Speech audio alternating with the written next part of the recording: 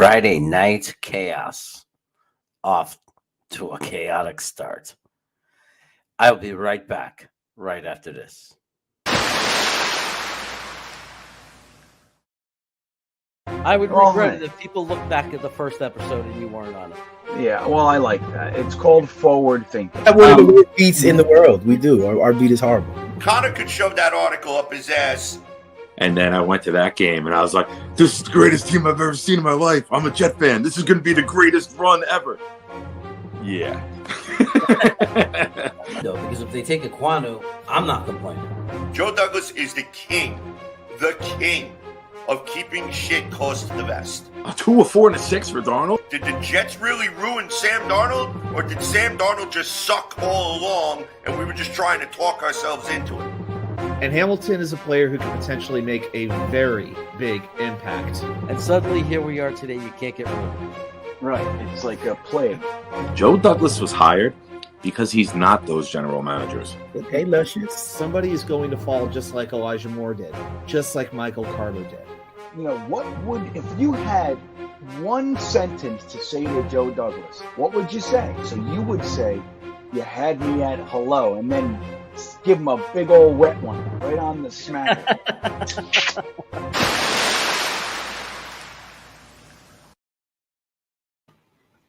Good times, good times, good times. What is going on, Dakota? That's right. It is the Jets. Mike Galizia in Florida. What's going on? Joe Grana. What's going on? Training camp, my brother.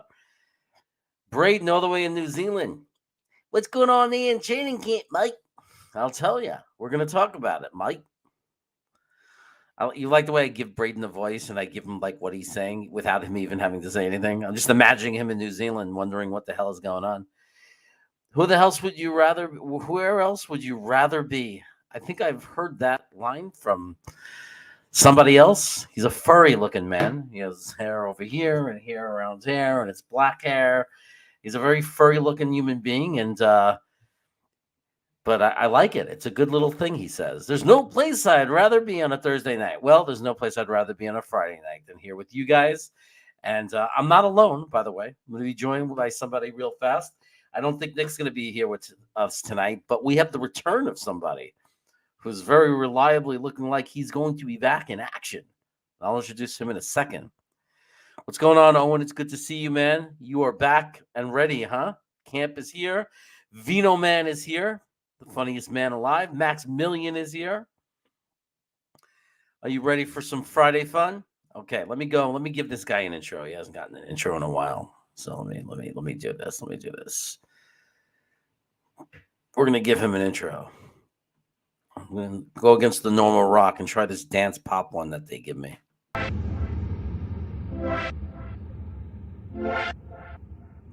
This is so cheesy. I can imagine this guy at the club. The person I'm gonna introduce at the club. Shaking his fist like this, drinking some water. Ladies and gentlemen, he's one of the newest, fastest growing YouTube channels in the world. He had a little delay because he had a baby.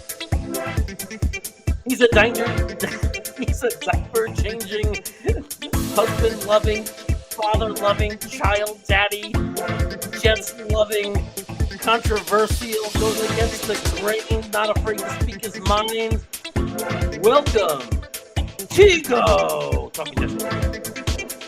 What is going on, Jeremy? How are you today? I can't see your video game chair. You look different today. Hold on, maybe it's because So tonight we are actually in somewhere else. We're actually at my parents' house, so that they can take care of the baby tonight, and we're spending the night here so that they can watch the baby tonight, and we can try to get a full night's worth of sleep. So on the laptop today, not at home, and that's why the setup's different. So are you having those this is a normal thing, right? You don't get a lot of sleep when you have a newborn baby sometimes. I mean, it's a roll of dice. Some people get lucky, some people it just takes longer to get the full night in. It's more like the real hard thing with the baby is getting it's hard to sleep when he sleeps, right? Like, because like you're always on like parent mode, And so it's like whenever he grunts or he moves or anything, you wake up in a panic. And so, yeah. Yeah. No, I can only imagine. I mean, I'm going through a thing with my dog, and that's a dog. And there's a difference between a dog and a baby. And like I know the feeling. I mean, he's been sick a little. I'm having some issues with him, and every little noise he makes, it's like a punch in the stomach. Your stomach turns, your heart stops, and that's just me with my pet. So I can't even imagine when you have the attachment to a baby, your first one, and it's your first time. Like what goes through your mind and the fear but all I can tell you is it's gonna be all right, man. It's gonna be all right. You guys will do fine. It's all gonna work out fine in the end. What's up, Adam? You didn't even let me give you an intro. You were like too impatient. That's right. I learned that add to stream button, and I have the powers. And I think Ryder and Talon's PA wanted to see another one of my intros. Oh, They didn't get to see it. Oh, hang on. Okay. Just moves himself. Let's do this right. Let's do this right. Oh, hang on. Let's go back to the correct music. Ladies and gentlemen, came back to Cinema. You getting the intro? What do you like? My computer's stupid right now. Whoa. I guess we're not here. Ladies and gentlemen, the hot dog eating, Mets loving, Rangers loving, Knicks loving, talk on the wicker chair loving, Washington, Virginia Beach president of the New York Jets fan club, freaky fact loving, trivia asking, champion of the world!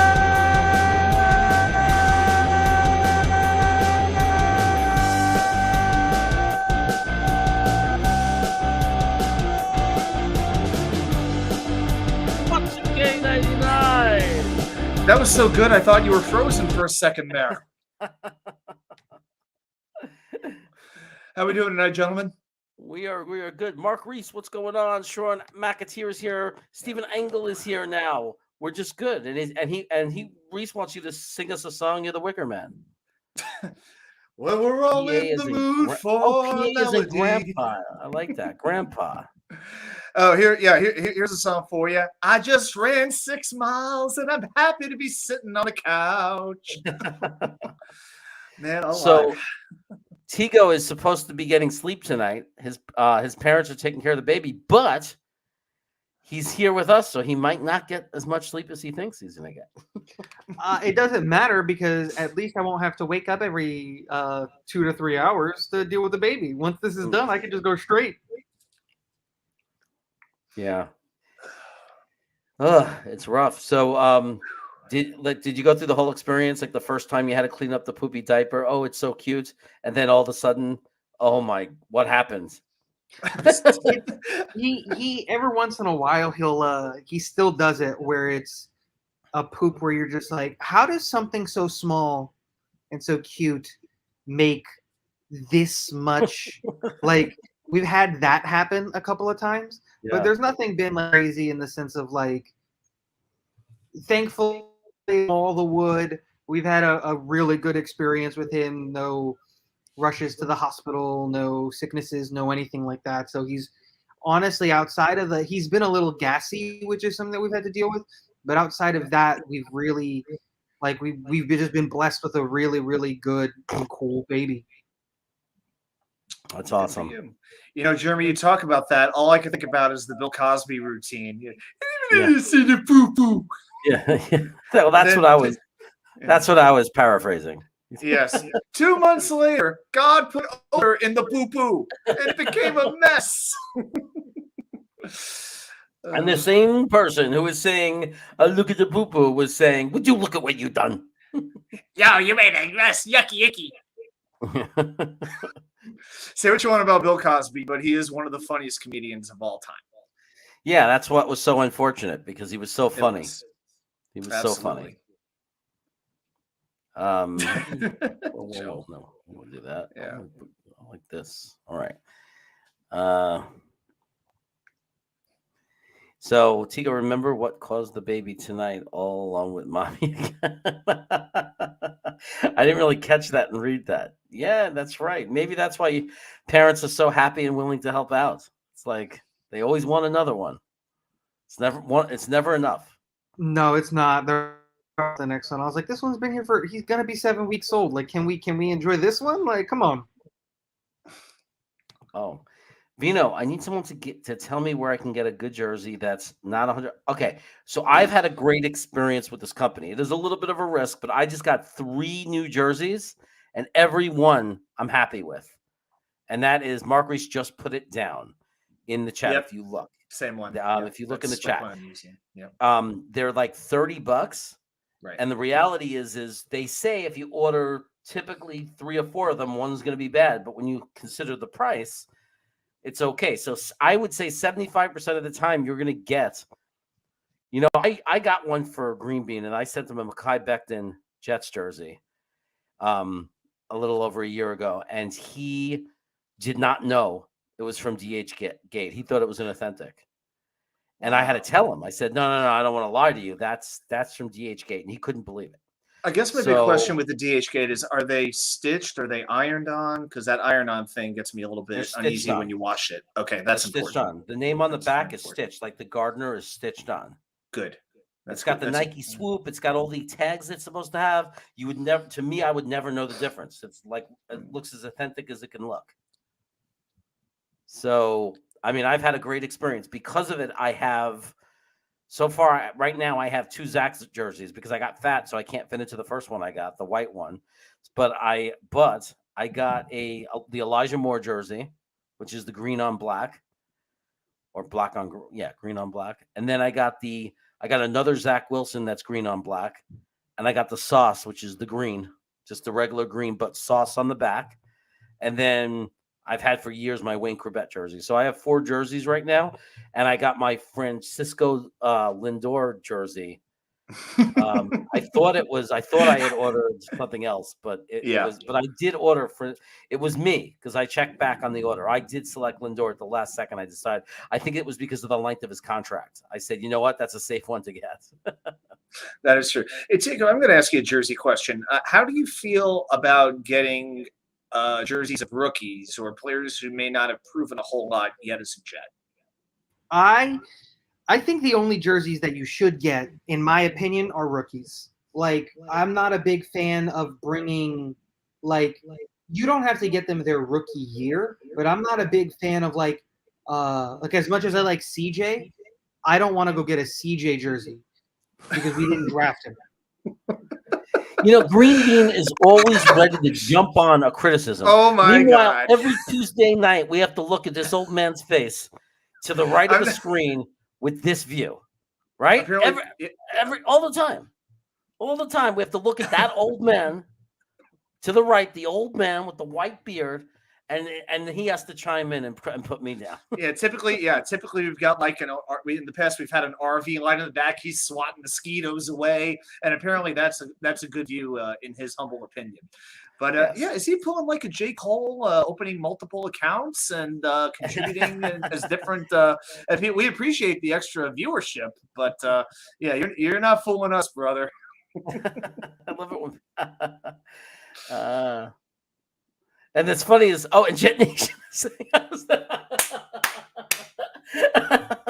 He's having some fun.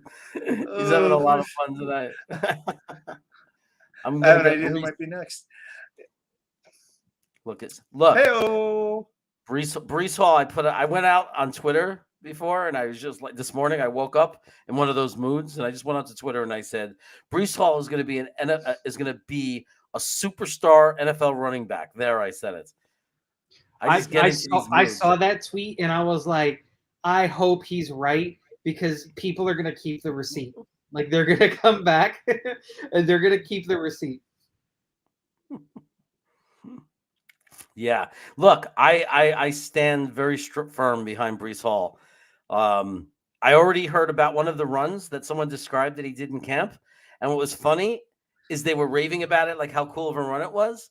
But it was like exactly the kind of run that we've been talking about and why we love him so much. It was like, oh, it was crazy. He was on the line of scrimmage and he stopped and did a quick juke and changed direction and exploded off the line of scrimmage in a different direction. I was like, that's exactly why I think he's going to be a superstar, because he has this ridiculous ability to stop, make a cut, and explode and be back at full speed.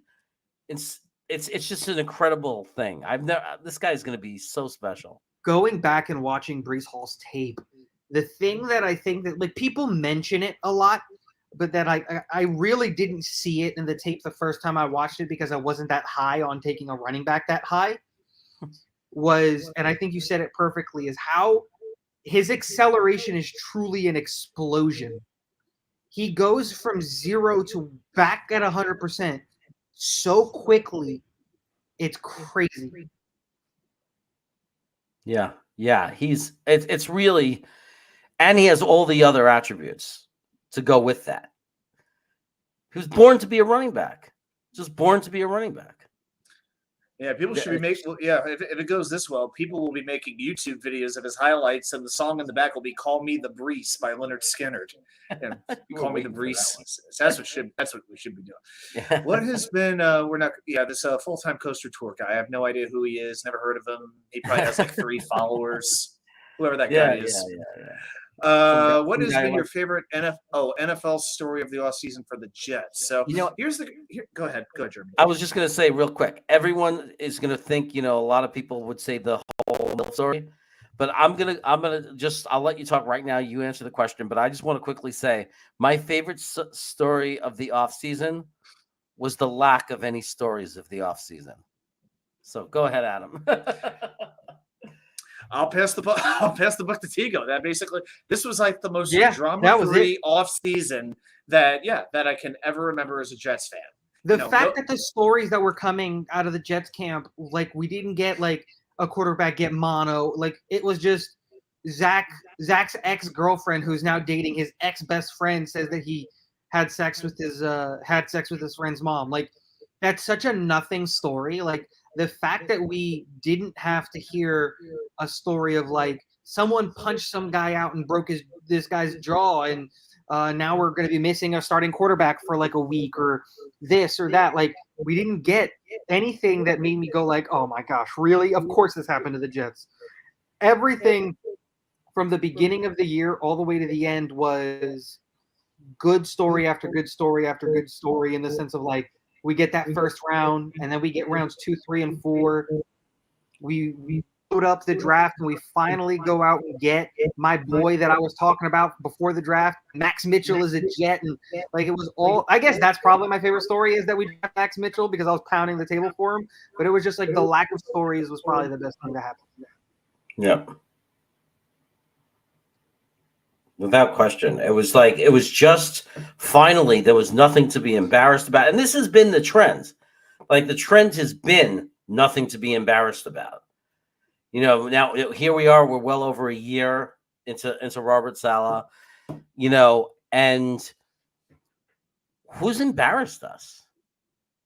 Like, we have a coach who hasn't embarrassed us. Our players are saying all the right things. This is for over a year now. Saying all the right things. No, I mean, we had, I think people got bent out of shape when GVR, said something about Zach having to get rid of the ball, but that was truly out of context. There was nothing wrong with what he said when you looked at the full context of what he was saying. It was true. I think it just rubbed people the wrong way because he was the reason Zach had to get rid of the ball so fast. But he didn't really say anything wrong. And that's not embarrassing. That may piss people off a little bit, but it's not embarrassing. Nothing embarrassing has been said. Nothing embarrassing has happened. Let's put that on a T-shirt. Nothing embarrassing has happened. Nothing. It's true. It's my new talking point that I've been talking about a lot with, like, I talked about this with Buffalo Jet fan after the Quan signing. I think I talked about this like on Wednesday when you guys. This is the first time in a long time that I feel like this organization is not only being run by in the front office and in the coaching staff, but also in the locker room. We, for the first time, have adults in the building. We don't have children. running this show and doing different things like that. We finally have people that we can look at and we can go, we know we're not going to get a major story or something bad coming out of these group of men because we don't have children in the locker room or in the front office or in the coaching staff anymore. Yeah. And with that in mind, who do you think the true leaders on? Because this is still a very, very young team. Who do you think is going to emerge as the most prominent leaders on this team? Like I have a couple in mind, but I'm curious if you have the same ideas that I do. Well, we talk captains, we can do that too. But one of them is the guy we were already talking about. Mo Dean doesn't believe in him. Let me tell you something. Mo Dean, this is the one where you're really gonna we're gonna keep this one. This is the one where you're really gonna be proven wrong. So, with Zach Wilson, it's easy to doubt a quarterback, especially a rookie quarterback, and then, feel that you're right. And that you could still end up being right because quarterbacks are always tricky. But Breece Hall is going to make you look really, really bad right now. Modine, you're wrong about this guy. the only difference, Mark Reese says it sounds like Jets Forever. The only difference between Modine and Jets Forever is that Jets Forever thinks Zach Wilson is the greatest quarterback of all time, and Modine thinks he's basically Christian Hackenberg. Other than that, they are identical. They're on the opposite side of the spectrum. I would not be surprised if it's the same person, just with multiple personality disorder. But they're both Jet fans. No, that's not. Well, if they're Jets fans, it's easy to see how they would have some type of personality disorder or PTSD or something like that. Well, the difference that I've noticed is that it seems that Jets Forever has guys they're both the same in that they either love a guy or hate a guy. They're not neutral on anyone. They're like a fan or they're a hater. There's no guy's a superstar or bust. There's no guy that they think is, he could be good, but maybe not, maybe so. Like then it's either they love them or they hate them. Although I know there's somebody, I think Modine likes somebody on the Jets. I forget who it is. I think he likes like one Jet. I have no idea who that would be. But maybe we'll have a different Modine after the Jets win a Super Bowl. Maybe suddenly he'll be talking differently. So we'll see. I think Modine likes Michael Clemens just because he's afraid to say that he doesn't like Michael Clemens. Yeah, that's a common thing. What are your tips for people going to their first Jets home game this year? Do I need to know how to spell Jets? No, I think what you need to know is, first of all, make sure your friend took care of the parking and you know how you're parking. Second of all, make sure you come to the Gotham City tailgate party so you could say hello to your Jets friends from YouTube. Third of all, be a Jet fan that day. It's the safest thing you could do. Definitely do not wear a New England Patriots jersey. Definitely do not wear a Tom Brady jersey. And definitely don't stand in the middle of a crowd and scream, Bill Belichick is the greatest coach in history, and I love him. And I think eat and drink in the parking lot. Don't do that before you go into the stadium. Yeah, well, he's from Toronto. He knows what it's like when you go to a... This guy ain't wearing. He's a Rams fan. He ain't wearing no Patriot garb. That's a guarantee. I think it's like probably 40. Outside of the division, I can't imagine he would hate a team more than New England after what they've done to that franchise. Yeah, I think he can get away with wearing Rams gear. I don't think anybody particularly would care. He would just get some strange. They'll be like, hey, thanks for. Here's what he does: wear a John Franklin Myers Rams jersey. That's what you do, Peo. That's the way to do it. That's actually a great idea. You can still support the Jets and your Rams at home as long as it's a JFM jersey. That's a great idea. So hit up DH Gate. You can customize it. Just pull Franklin Myers on the back of it. There you have it. Yeah. When it's his fan draft, people call him Beast Hall, no doubt. Man, if I didn't have I would take a green bean on that offer. I would drive up there for that game. I haven't watched a home game in almost 20 years. I think the last time I was at a Jets home game, it was Revis's rookie year. It was Pennington's last season, whichever year that was. So it would been like 07, so it would have been the Mangini, like I think right before Favre came. Yeah, it was the year before Favre came. It's like 08. Yeah, and it was depressing. It was cold. It was just like, why are we here right now? By halftime, it was down to 15 degrees. They were down 20 points, and it was like, we're done. Last time I went, Vinny was still our quarterback. and it was still at the Meadowlands. Yeah, I almost got into I couldn't tell you the last time I got into an actual fight with somebody. I couldn't tell you the last time I threw a punch. It's probably been about 30 years. But I almost got into a fight with somebody over Chad Pennington on the bus going back to the parking lot because I continued to defend Pennington.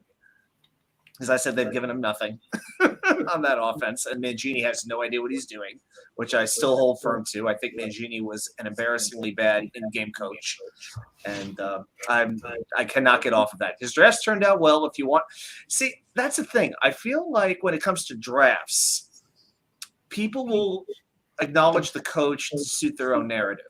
Like anti-Rex people will knock Rex for the drafts. But I don't hear people giving like Robert Saleh credit for the drafts. It all goes to Joe Douglas. So I wonder that GM coach thing, like how that jives with giving people credit for a draft or giving them blame for a bad draft. You know what I mean? I just think that's weird. I think it just depends on the dynamic of like the draft, right? Because like when you look at our drafts before, like you could very easily put the blame on. Like I think a great example would be like Maccagnan Gates, the Maccagnan Gates draft. You could very easily put all of the blame on both of them. And like the following drafts, which was like the first JD Gates draft, you can also probably put some of the blame on Gates because you have to remember for a long time we had that hierarchy where the GM the head coach were on the same level, which is obviously wrong. Now that we're in the correct hierarchy, it makes us a lot better. But it's just one of those things where it's just like it doesn't make sense to like it's hard to decide who blames what or who gets credit if you don't have the proper hierarchy. That's why we're all praising Joe Douglas for the picks and the moves that he's making because we know Joe Douglas is the person making those picks and moves. Makes sense. I was checking out the chat. Thomas Cahill has okay. I hope Becton doesn't read these chats because it'll just drive him crazy. No, I would say, look, I've been joking about that forever. I said one day Becton's going to lose tons of weight and everyone's going to complain he's too skinny. Maybe we could use Becton as like a kick returner now in case Barrios goes down. Why don't we do that? Look, Thomas Cahill, that'd be great if you can go. You heard what Green Bean said. So, you know what I mean? Oh, the family needs to approve. 3 grandchildren in the house. All right. Well, everybody, the offer is still out there. Someone's still trying to get tickets,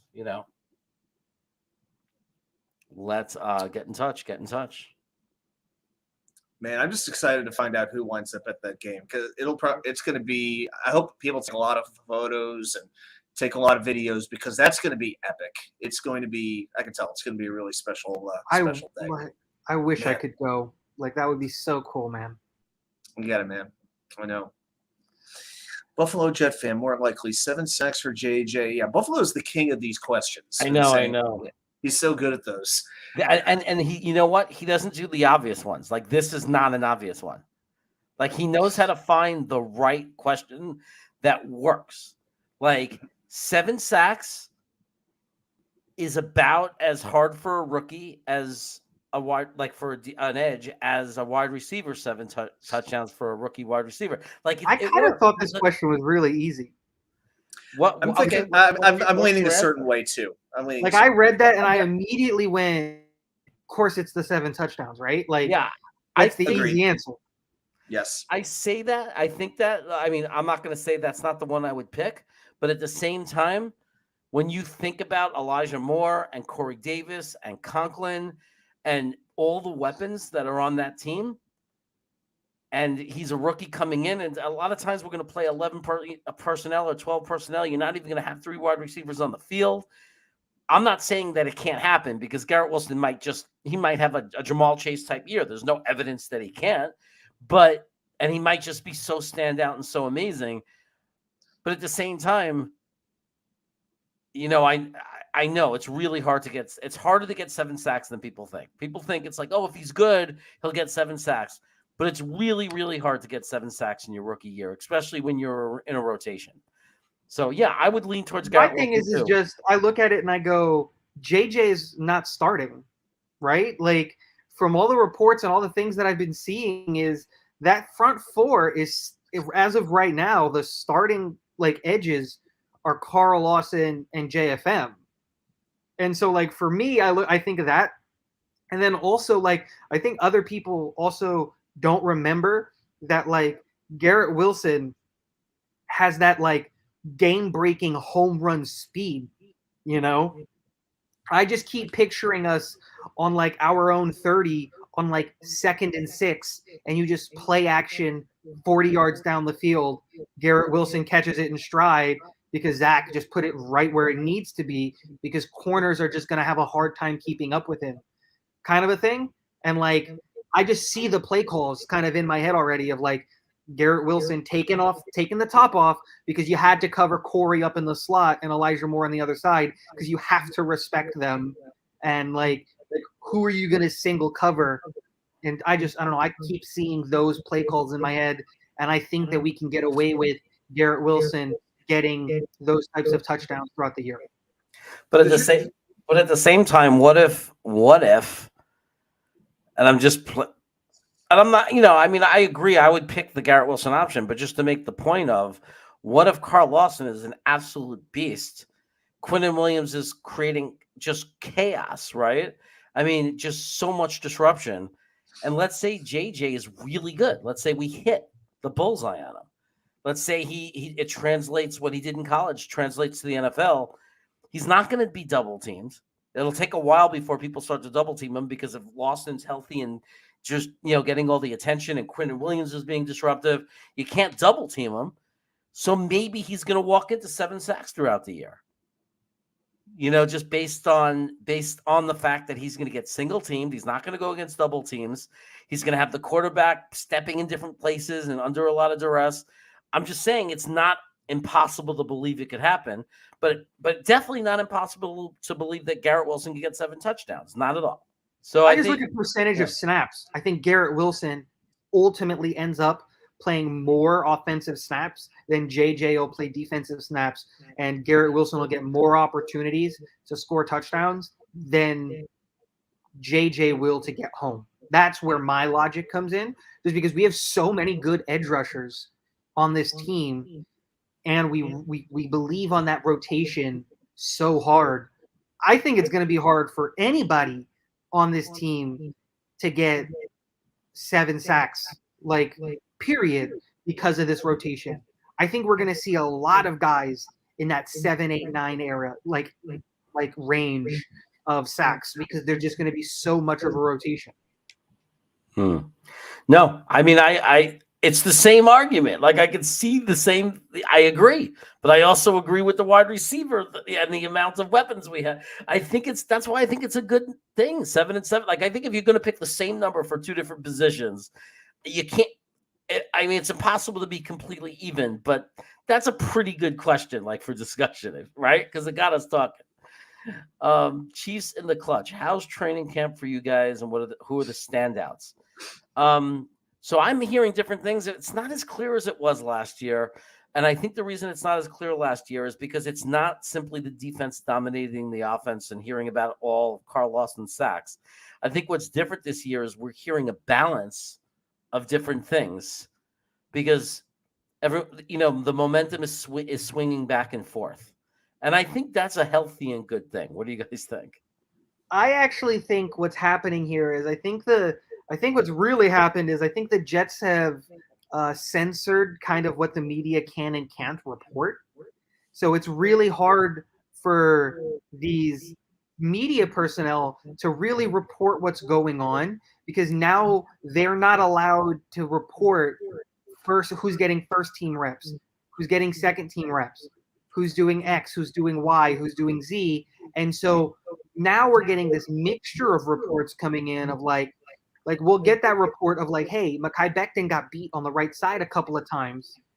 But then we'll also get that kind of report of Denzel Mims is snatching balls out of corners' hands. But we don't know Adam's a great attestament to this. Is who is this corner? Was he going up against second team corner, third team? Because we don't know because they can't report it. They can just say names.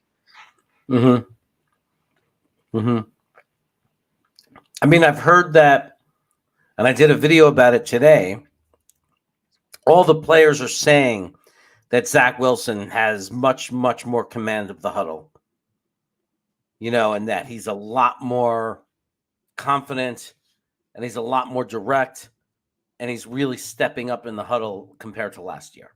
So that's something that's standing out. And I think that's really important because I think that represents that he's more comfortable. And I think that his comfort, like the more comfortable he is, the more confident he is, the more accurate he's going to be of a passer and the better decisions he's going to make. Also, I'd like to just because it just gets I'm gonna do it once just because it's a little annoying, but with Mo Dean, it's like, what's the what are you seeing that says that Zach's not an NFL QB?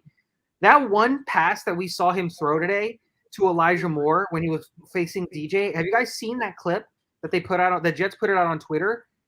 Oh my! It's one of those things where it's just like the ball could not be anywhere else.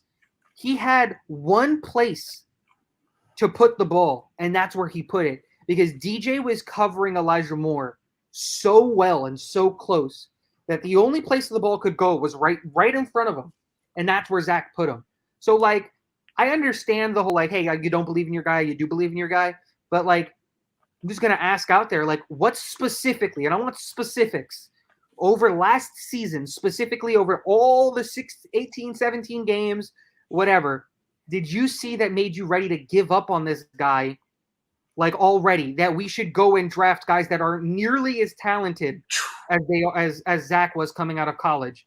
Because the thing that blew my mind was him saying that there are some good QBs coming out in next year's drafts. And I was like, really? You're going to look at Stroud and Young and the kid out of Miami and those guys and say that they're better than what Zach is? Here's the thing. Modine. I'm saying there's a lot more than that. We can talk about the Tampa game. We can talk about the last 8 games. It doesn't even matter that because he's avoiding your question. What did Zach Wilson do specifically that made you give up on the guy? Not an NFL quarterback.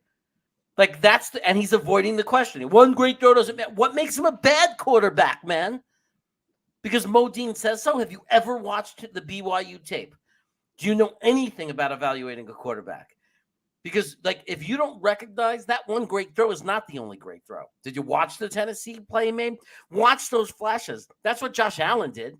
Josh Allen's numbers weren't good. He didn't have a good rookie season. But a lot of people I knew, oh, my God, this kid's going to be good. Why? Because he had flashes. Because you could see what he's capable of. The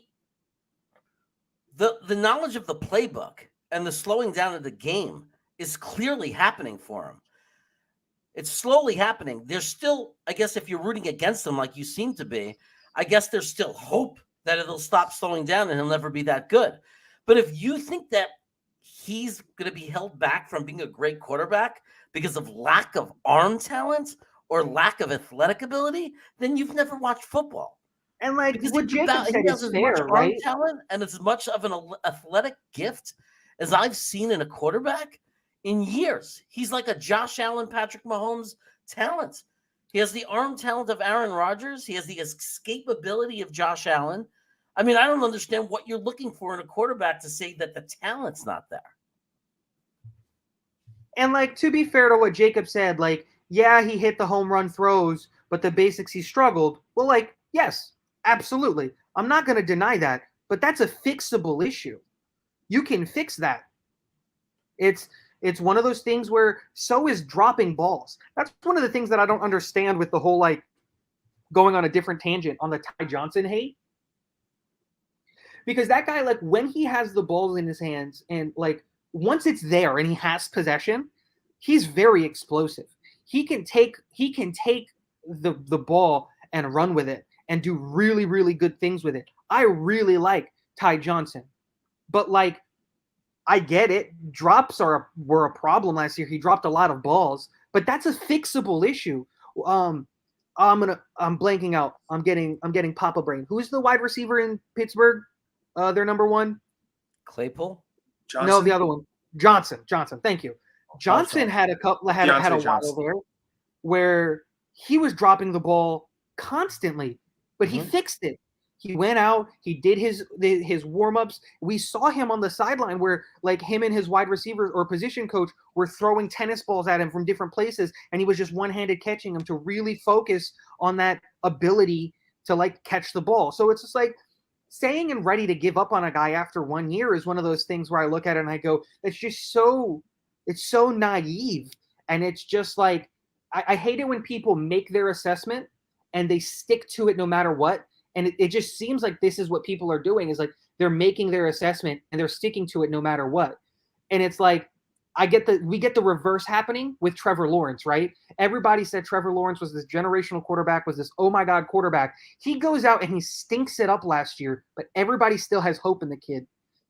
Fields didn't show us a single thing, in my opinion, that made me think that he's an NFL quarterback, and people still believe in him. And it's just like, it just gets me a little frustrated when you can't be specific about like, here are the things that he's doing that are frustrating me. Jacob was the closest thing to, in my opinion, to pulling up something where he said, well, he struggled in the short and intermediate passing. And I understand that makes a lot of sense. But the counter to that is, look at the back 6 games. He got much better at it. He got much better at commanding the field.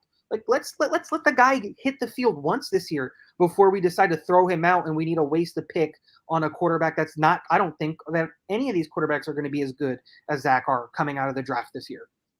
Now look, Modine, you did make the most predictions, but that you weren't right about Zach Wilson being a bust. You were right that Zach Wilson was a rookie and wasn't going to be a star his rookie year. That has nothing to do with Zach long term. Like, yeah, Zach struggled as a rookie. He had no blocking. It's not like he had a lot of help. He had the most drop passes in the NFL. And then guess what? He came back the last 5 games and was a lot better. So what about that? So no, there's no doubt. Yeah, you were right about their record. You were right about them struggling. They needed more time. There's no question that you were right about that. And the Breece Hall thing, I get it. He's not saying Breece Hall's a bust. He's saying Breece Hall will just be good, like a contributing running back in a committee. Okay, I'm not going to argue with your opinion of that. I'm not going to argue with that because it's not automatic that Breece Hall's going to be an NFL superstar. It's not going to automatic. He would have went in the first 10 picks if it was automatic. Look at this. But I don't know what you're basing it on. I'm just wondering, are you basing it on... I also don't know this track record. That's And my thing. see, that's what it is. It's Modine making. has receipts. I've been quiet long enough. Modine has receipts about being right about the Jets' record last year, about Zach Wilson struggling this last year. He has those receipts. He does. He did it. Yeah, but that's not a hard thing to say about a rookie quarterback. Yeah, if you're going to say and look at last year's roster and be like, yeah, that team is going to struggle and Zach Wilson's not going to be good. That's not like this out of this world, oh my gosh, crazy take. That's a really, really measured, really, that's the take that I had last year. I said Zach Wilson coming out of college was a gunslinger and someone who played out of rhythm really, really well. We know that he was going to struggle coming into an NFL game where the game is going to get faster and he could win so many games purely off of his arm because he was playing lesser competition. It's going to take some time for him to get used to the NFL speed. And we saw that happen towards the back half of the year. And then the other thing is Jacob saying that he's going to be a top 10, top 12 quarterback or it's a bust. Like, we got to back that up too. Like, we don't need him to be that good. It took Josh Allen 3 years before we started putting him in the MVP conversation. Like, quarterbacks don't immediately – like, Patrick Mahomes is the exception, right? Like, how many quarterbacks took a while to get to where they are?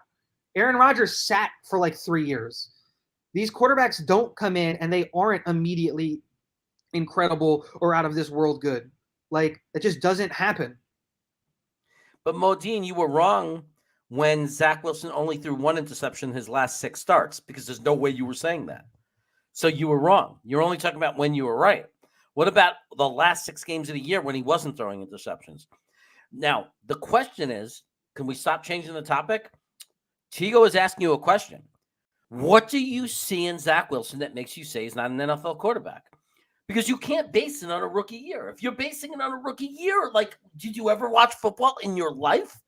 Do you know how many quarterbacks we could name that weren't good their rookie year? It's absolutely ridiculous. Peyton Manning, look at his numbers. Look at Peyton Manning's numbers. You know how many quarterbacks weren't good their rookie year or had to struggle or had to learn? What is your evidence? What is your evidence? You're saying he's not an NFL quarterback. Well, the last 6 games of the year last year, he looked like an NFL quarterback to me. So why are you saying he's not an NFL quarterback? What are you basing that on? And then the other argument that Jacob uses is like, hey, stop using Josh Allen. I was like, Josh Allen is the perfect person to use, not for anything other than where the Buffalo Bills were when they drafted him were kind of exactly where the Jets were when we drafted Zach Wilson. Using, let's say, Burrow or Herbert or some of these other rookies who came in and they had really, really good careers is not a good enough.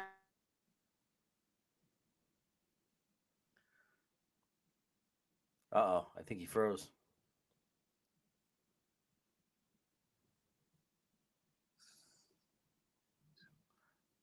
Uh-oh. Are you still there, Adam? Yeah, I'm still. Yeah. Okay, yeah. well, you got to talk, so No, I know that I didn't. No, you guys are. No, you need me. I'm here. Friggledy, you know who said it. I don't know. Modine says Yeah. that he's a committee back. I think that Breece Hall is. I think he's going to be a superstar. I really believe it, and I'm not guaranteeing it. I'm not sitting here saying without taking an NFL snap, I'm guaranteeing it. I'm saying what I believe. That's what we're supposed to do as fans, right? We're here and we're giving our takes. I'm saying, Modine, and to anybody else who is denied, because I have a lot of people who say, how could you say that? He's never taken an NFL snap. Well, I'm not guaranteeing it. I'm not coming out and saying it. Some people come out and say, I don't like this player. He stinks. Some people say this player is going to be good. I'm saying my opinion. I think from what I've seen, that Breece Hall is going to be an elite running back. Not just good, elite.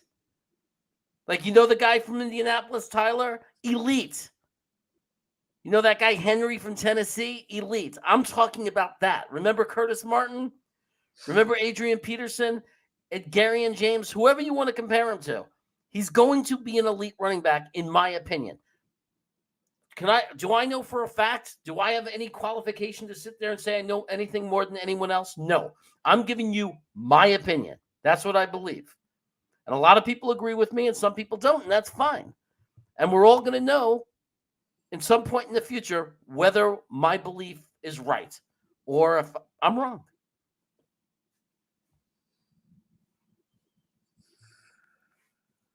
Yes, every quarterback needs 2 to 3 years to develop. Absolutely, except some, and that's fine because there are quarterbacks who start off really great. They don't need the time to develop, and guess what? They peak and they never get better. Right? Like Justin Right, Herbert. and we have to take the situation into consideration too. Like, before I got disconnected, like Joe Burrow went into the only problem with the Bengals was their offensive line. It was the only real problem that they had on offense. They had a top 5 running back. They had 2 really good receivers in his rookie year. Like if they had a moderately decent offensive line, I can guarantee you Joe Burrow, who doesn't have the biggest arm, doesn't have all of these super crazy athletic talents or anything like that. He's by all things of the like measurables. He's a really just kind of good quarterback. But the one thing that he's different is that he does really, really well is he knows where to place the ball. The same thing goes with Herbert. Herbert was my QB1 that year. I still believe that for that draft. I had Herbert as my QB1. He goes to a Chargers team that's ready to win. That was at the time was like relatively ready to win, you know? So like I don't believe in the idea of like one, you're absolutely right. A situation on where you go really, really matters. Justin Fields had a lot of problems going in. The fact that he's on the Bears ruins his career because he could have been something. If he fixes that throwing arm or anything like that, they could have absolutely, like his throwing motion, like Fields could have turned into something. But unfortunately for him, he's in Chicago. Chicago is not a good team right now, and it'll be a while before they're a good team. He'll never get a fair shake.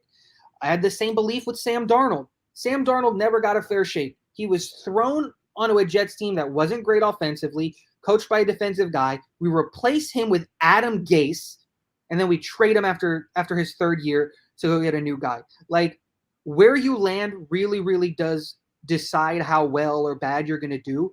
But like the whole like using Rosen as an example, like that's such an extreme extenuating circumstances. It's just you get more guys who get shots and they turn into something than you get guys who are given up on after 1 year and they tend to be right. Like it's just I'm willing to give the guy another year or two because throwing another rookie into this team isn't going to do anything, in my opinion. I don't think any of the guys that are there right now are as good that are coming out into this draft are as good as Zach. But that's just me.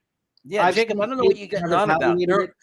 I don't know what you're getting on about. There's plenty of quarterbacks, yes, who are outliers, who are great their first year, and there are plenty who have to develop.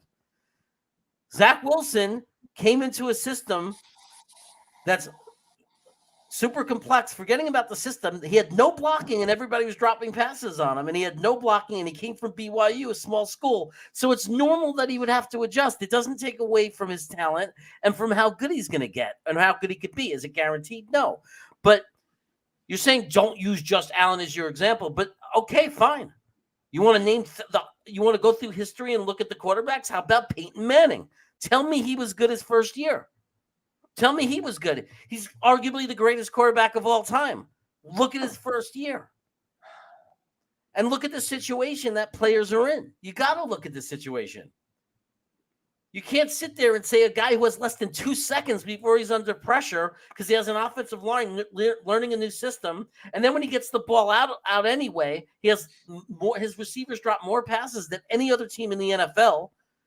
And you're sitting there and judging the guy. And if you watch the last 5 games of the year, tell me what happened. He got lucky? No, he got better.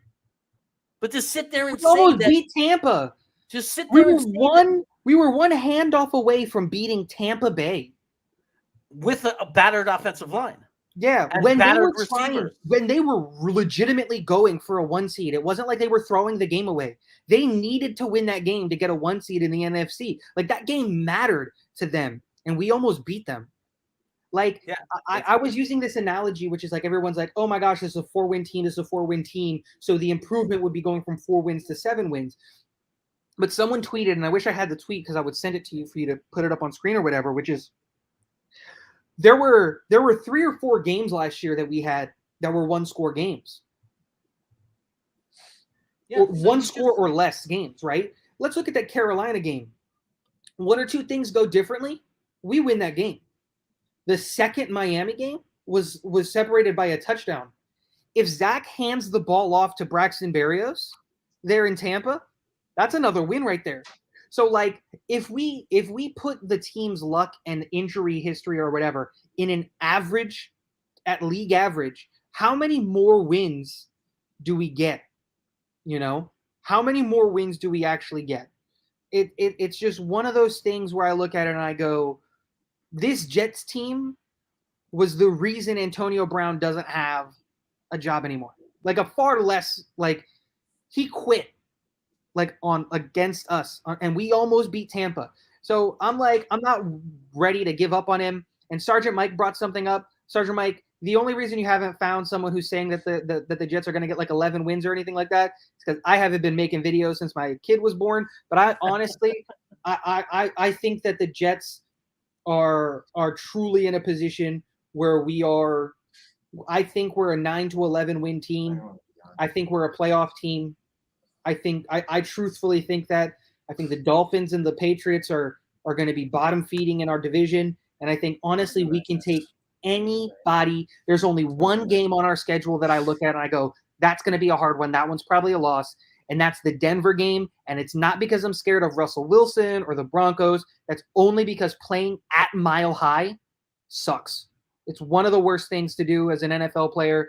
It sucks going out there. That's the only game on my on the schedule that I look at that's probably a loss. Here's the reason I would be someone who's not sitting out and yelling and screaming they're going to win 11 games. It's not that I don't think the talent is on the roster. It's that I don't think the talent is matured yet. There's a lot of rookies that are going to be part of our future.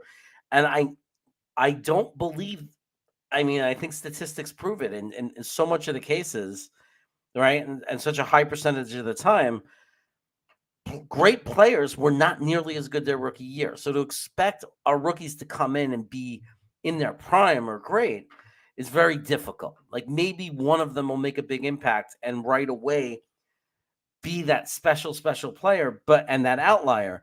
But for the most part, it takes 2 to 3 years for these guys to really become stars. So the other piece the other reason I have trouble seeing us win 11 games, I'm not saying we can't. I'm saying the reason I'm not predicting it, the doubt that's in my mind is teams learning how to win. Like sometimes you have to get good enough to compete, be in those close games, and you don't always learn how to win those games your first time through that cycle. How do you close out games? Like, I don't know that this team is going to be able to close out the tight games. I don't know that they're going to be able to, do that yet consistently because they're so young. And I think that there's a chance that we're going to compete every game, but I could see us winning 8 games where we'll talk about how we could have won 11 very easily. See, I like think that you're Tampa taking that game, point. like that Tampa game. I think what we've done in this offseason is we've added the players that know how to win games. If we look at the veterans and the players that we've added to this team, we didn't add Joe Schmoes from middle of the pack teams. We added winners. Jordan Whitehead has a Super Bowl ring. DJ Reed is coming from a really good San Francisco and Seattle team. They know how to win games over there, right? That's just on the defensive side of the ball. Let's look at the offensive side of the ball. CJ just came off of a Super Bowl run. Tyler Conklin is coming from a Minnesota team that, if they're not playing in primetime because Kirk Cousins sucks in primetime, that's a pretty good team. Yeah. They know how to close out games to win. Laken Tomlinson is an all-pro guard, right? Mm-hmm. We've added players I'm just talking about free agency, that we added winners, people who know how to win games. But now let's talk about the signings, like the draft picks that we got, people who are expected to be leaders on our team, right? I think the biggest one that you got to say is that we also drafted winners.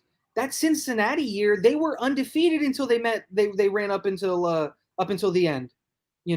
Sauce doesn't believe in losing that aspect of it, right? And so like we added people and we added talent to this team that knows how to win games. We added talent to this team that knows how to close out games. In the final minutes of a game, we've gotten to a position where we can now say, hey, it's time for us to close out this game. CJ, we need you to close out this game. We need you to get that touchdown. Garrett Wilson, you just came from Ohio. We need your help. We're gonna close out this game. These are guys that are coming from winning programs that know how to win. And so that's, in my opinion, you go there. And a lot of those not being able to close out games, I think we took a lot of those lumps last year. I think Zach and this offensive line, which are the team, the units that have the least amount of turnover, in my opinion, you're going to see that Zach realized the importance of being able to close out games because there were so many games that we weren't able to close out. LaFleur also, I think, took his lumps last year and learned and was able to say, hey, I need to be able to better my play calling because we need to be able to close out games. We got to take into consideration, I think, the wealth of experience that everybody got. Not just the players, but the coaching staff as well. Matt going into year 2 with a quarterback that's way more familiar and has, just like you said in your video today, way more command of the huddle. That to me is way more exciting than anything else. And I think that we've just got a good team. But just honestly, like I know I sound like I'm being a homer here, but like this isn't me trying to have a homer take. My homer take, if you want to know what my homer take is that the Jets are going to the Super Bowl because we're the next Bengals. But realistically, after looking at this team and evaluating the players on this team and watching all the tape and doing all that stuff, I can honestly and confidently say I believe in the players and the coaching staff that we have. The only question mark to me on this team is Jeff Ulbrich.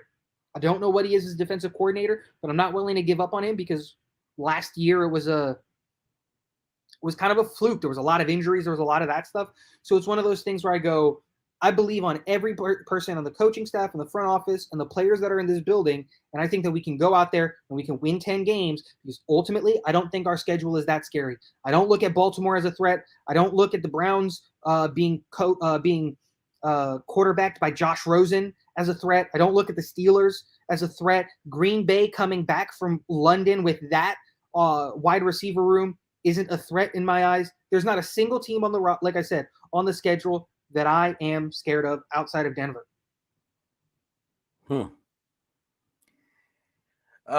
So getting back to what's up, Jets Mess? Appreciate you. Buffalo wanted Jets fan had wanted us to rank the top four, the top 4 draft picks as far as the impact we think will have on the team, who will have the biggest impact, and so forth and so forth. So I'm going to go in reverse order with that. I'm going to start with the player I had with the least. I do want to say Terry Bradshaw, four-time Super Bowl winner. Very dismal numbers his 3 years as an NFL quarterback. Started to come out of it his 4th year and develop as a quarterback. So we can give examples all day of guys who were good their first year and guys who took time. It's enough. It's stupid. It's stupid. Because there's so many quarterbacks who took time to develop. So and there are ones that didn't. So what does that prove? It proves nothing. You got to look at the situation. In 2 years, we'll know. And half the Jets fan will be calling the other Jets fans and laughing at them and saying, you didn't know, you didn't know. And hopefully if they're real Jets fans, they'll say, I was wrong and I'm glad I'm wrong. Because some of these Jets fans, I believe, want Zach to fail. Because I think so too. They're putting their personal issues with this kid and them being right over our team. And it's like, you're supposed to root for the Jets to win. So if you're hoping Zach Wilson fails, you're not a Jets fan. You're something of a different breed. I don't know what you are. But if you're not rooting for the Jets to win and for everybody wearing that uniform to succeed, you are not a fan at all. So I hope that some of you that are questioning him and saying to give up on him and that Zach Wilson's not the right guy, if he shines and becomes our franchise quarterback and he's winning games for us and getting us to the playoffs, I hope you will be man enough to come here and say, I was wrong. I was wrong. Not only was I wrong, I'm happy I was wrong because I am a Jets fan. So it's fine to say I don't believe in a player. But if you're rooting against that player and you're not happy when that player succeeds, you are not a fan. Yeah, I agree because I'd be more than happy to eat my words. If I'm wrong on my Zach evaluation, yeah, I'm on board. But right. I was a quarterback for years. The one thing that I know how to do and the one thing that I'm pretty decent at is evaluating quarterbacks. That's the one thing I know how to do is evaluate quarterbacks, right? And so, I'm going to trust my quarterback evaluation over everyone's because it's my evaluation. Now, if you're going to sit here and if you want to have a conversation about corners and defensive linemen and offensive linemen and things, I'm going to have to look and listen at other people. Quarterbacks, I know quarterbacks. I was a quarterback for a long time. If my shoulder and both of my knees didn't explode, I think honestly I would have gone college to play football and all that stuff. So that's the one thing that I know how to evaluate. So for me, that's my thing. And again, I'm not trying to say to try to have a homer take or anything like that. That is truly what I believe for this team. I wish I had a channel last year to show all of the receipts that I had because I said that this team was at most a 5 or 6 win team if we were lucky. I really thought that we were going to be a 4 to 6 win team. I was right on that. I said Zach is going to struggle with interceptions early because that's his play style, and that came true. But of course it was going to be that, right? He was going to struggle with the NFL game because our offensive line was abysmal last year. I'm willing to say that I was wrong on my George Fant evaluation because I thought the right side of our offensive line was going to be dismal. I thought that McGovern, GVR, and Fant was going to be the reason Zach got injured, and I was wrong.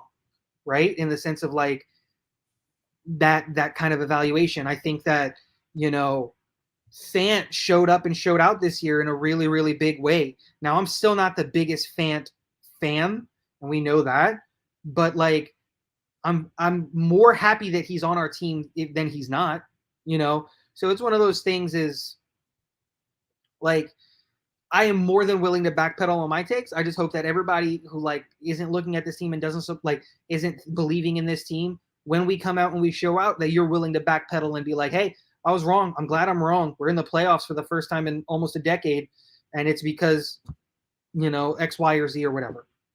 Right. And the doubt that I have, the thing that comes to my mind that doesn't make sense is if I don't believe in a player, I always throw in, I hope I'm wrong. You know what I mean? When I started to give up on Sam Darnold, and I did, I gave up on him. And when Joe Flacco came in and played better, I said, that's it. He's done. I give up. There's no more excuses.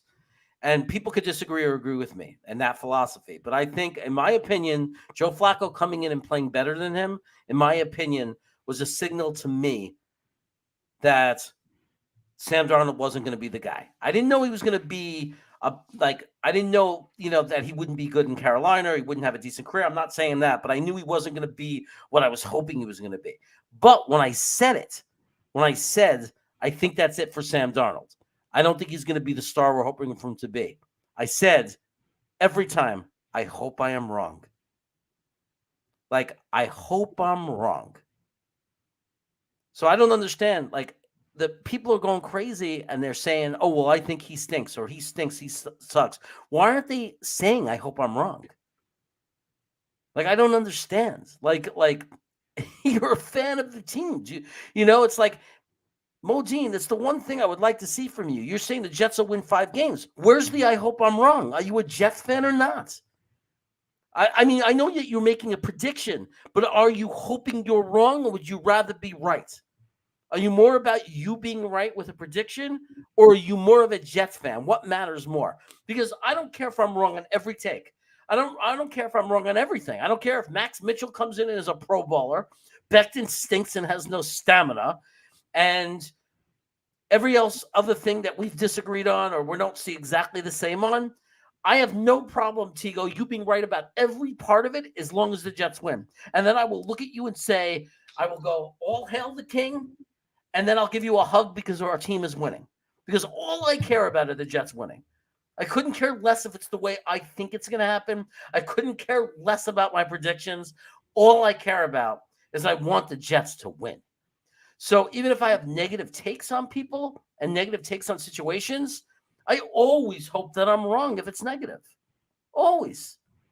And I just don't understand people who constantly beat up on this team and berate this team and never, ever say, I hope I'm wrong.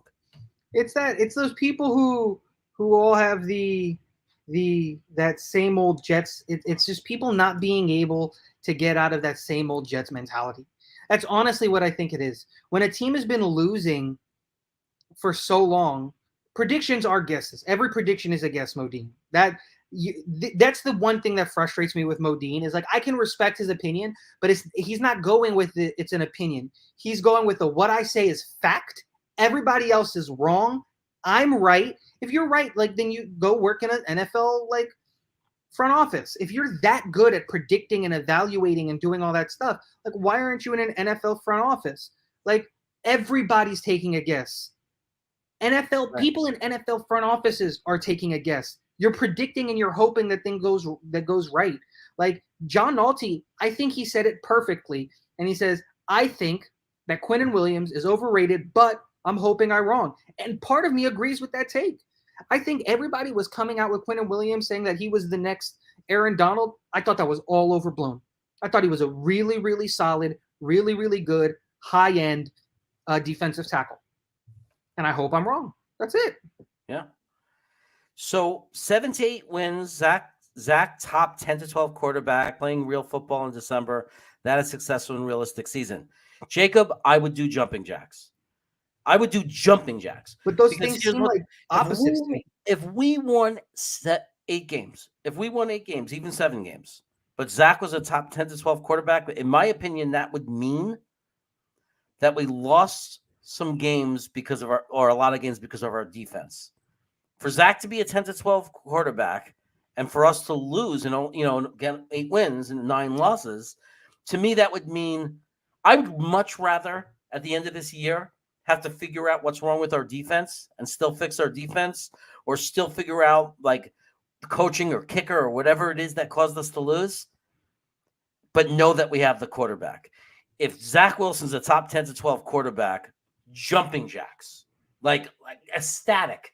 I'm like super, super happy. So I hope so, Jacob. I mean, I just don't see how that happens, some right? people would say it's not realistic. I just I don't would hope see it how is. you're I a hope top it is. 10 quarterback with only 8 wins, right? Like if Yeah. I'm not predicting top 10 quarterback or top 12 quarterback play out of Zach. That's not what I expect out of him this year. Right. I want him to be somewhere in 13 to 18. That's where I want him. I want him to be a middle of the pack quarterback this year. That's the step I want him to take this year. Because I think that if he takes that step, we are a 9 to 10 win team. I'm not predicting superstardom out of Zach. I want everyone to so that I'm going to say it on the record again. I don't think Zach's going to be a superstar this year. I don't think that. I think when we see Zach blow up onto the scene is year 3 or 4. That's when I think he blows up onto the scene. But this year, I want average quarterback play out of him. I want him to be accurate, on time, and safe. I don't need superhero ball. I don't need anything like that. I need accurate, on time, and safe. We've got enough weapons around him that if he can do those 3 things, we are a playoff team. That's it. You've got 4 really good wide receivers, in my opinion, 3 really good tight ends when Jeremy Ruckert comes back, 2 really good running backs, a really, really solid offensive line if they can stay healthy. Like, we've got really good players at every position on the field. Yeah. Yeah. It's so. But Sean, losing 35 for him to be a top 10 quarterback, that means that we would have to lose 9 35 to 33 games. Like, that's catastrophic failure from the defense at that point. Right. And I just don't see catastrophic failure from the defense. No, I mean, I guess I don't see that.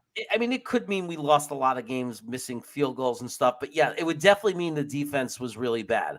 But at the same time, I'd be ecstatic because to me it's so much and so important that the quarterback is right. We've been waiting so long. So if Zach Wilson somehow, I'm not ready to say that he's the guy, right, for this team. I'm not there yet, but I am more convinced. Like, if it's a scale, right, of 0 being he's not the guy and 100 being he is the guy, I'm at like 63 3/4. You know, I'm leaning more that Zach is that dude and that he can do it and he can turn the corner more than he's not. You know, that's just me personally. 63 is probably a little low. I do like Zach, probably closer to like 70%-ish in that range of me believing that Zach is that guy. Yeah, I mean, look, I've been too traumatized and watched too many quarterbacks fail and not develop to sit there and say Zach Wilson's definitely going to be great.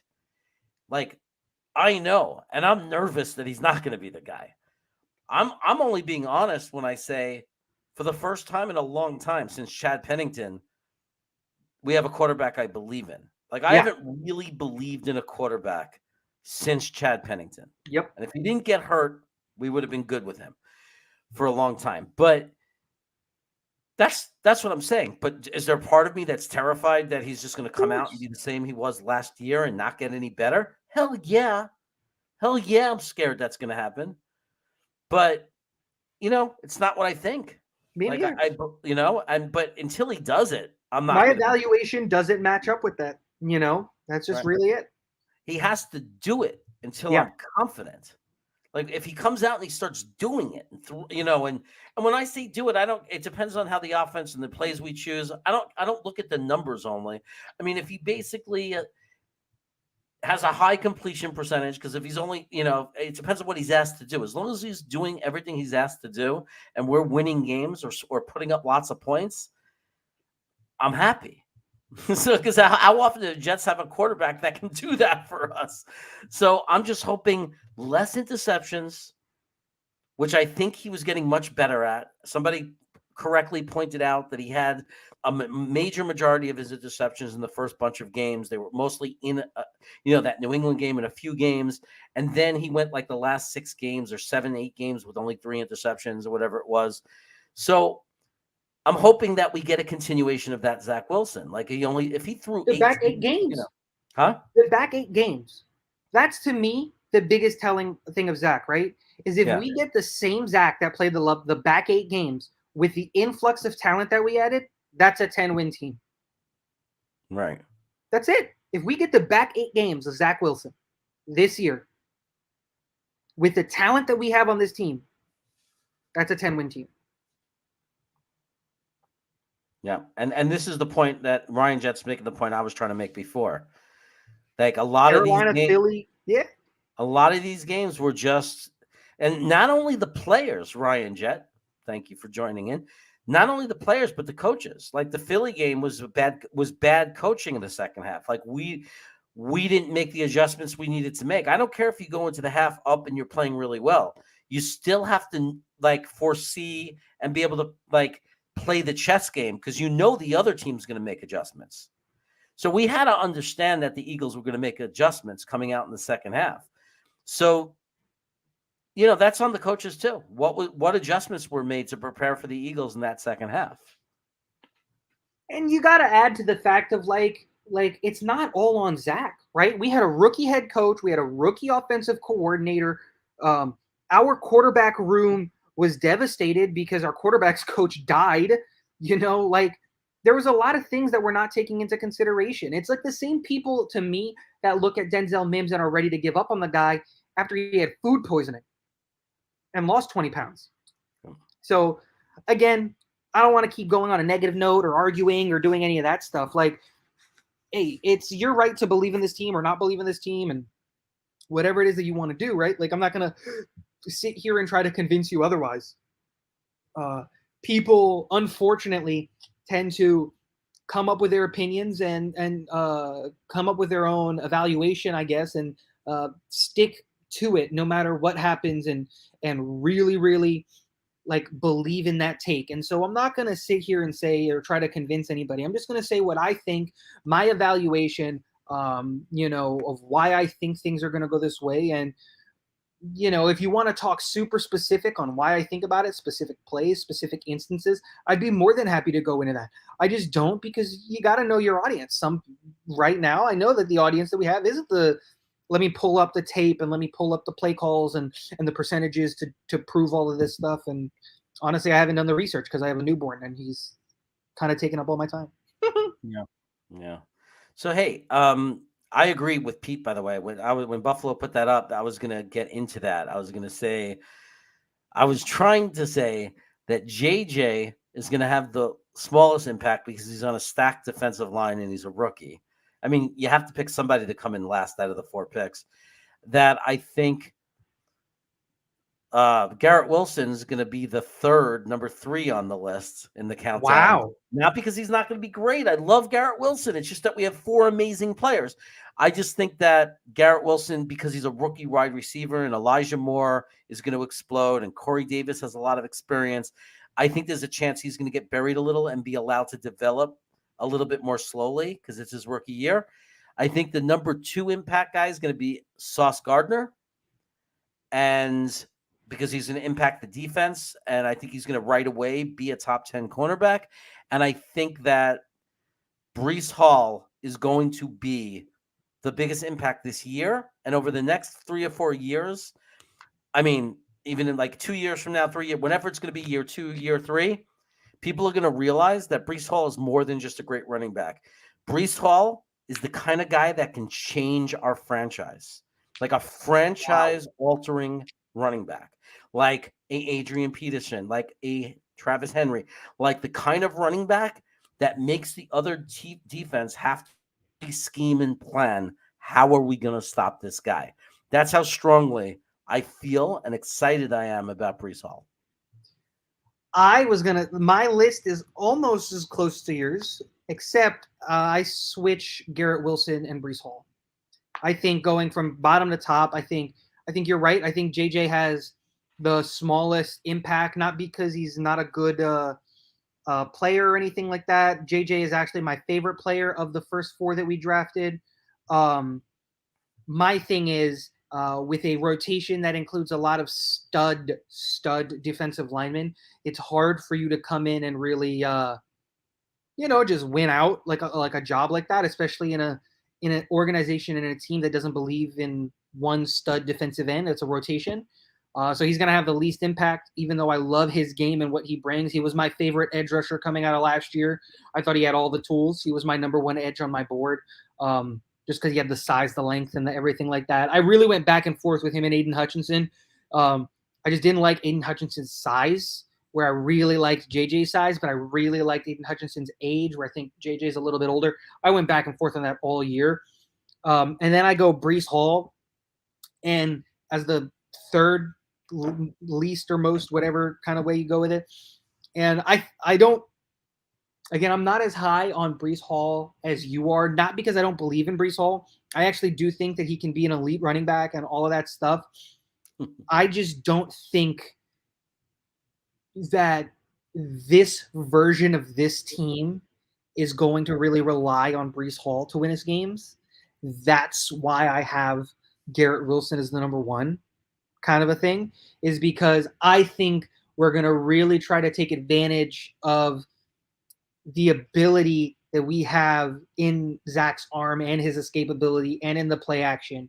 So I just think that when it comes to touches and the split, I think we're going to see a little bit more going through the air. I agree with your Sauce evaluation. Sauce was my number 1 player on my big board last year. I think he is so good. I think he is going to be a top 15 corner in the league his rookie year. I'm really excited to see what he can do. And then I think Garrett Wilson is going to be a really, really good impact wide receiver. I don't expect superstar numbers out of him. It's just that he's a really, really good combination of size, speed, athleticism, quickness. The only concern I have with Garrett Wilson is that he has that little jump at the top of his route. Like when he's going to catch a pass, he has a little like leap that he does. But I know our wide receiver coaches. I believe in our coaching staff, and I think that they can fix that. And I really think that you're going to look at Garrett Wilson as a really, really good deep threat. Not deep threat, I'm sorry. He is a deep threat, but a red zone threat, because I love his quickness and his agility. In the red zone, I only want to see packages with Garrett Wilson and Elijah Moore because their versatility is out of this world. Like, not their quickness is out of this world. Yeah. Charles B., how far can Mekhi Becton throw Rich Zamini? Hopefully far enough that we never have to see him again. You don't even know, kid.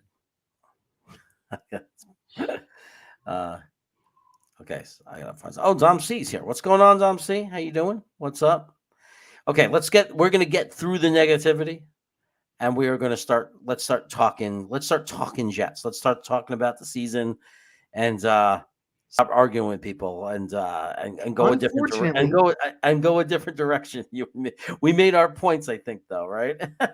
Yes, we did, but unfortunately, I'm gonna get out of here because baby's crying, and I'm worried about him because he's mine. So I'm gonna go take care of that. But it was fun, guys. I can't. I'm ready to. I'm excited to be back and be doing shows and be doing content and all that stuff. So it's really, really fun. I should be back in the chat maybe if you're still streaming in like 15 or 20 if I can get the baby down.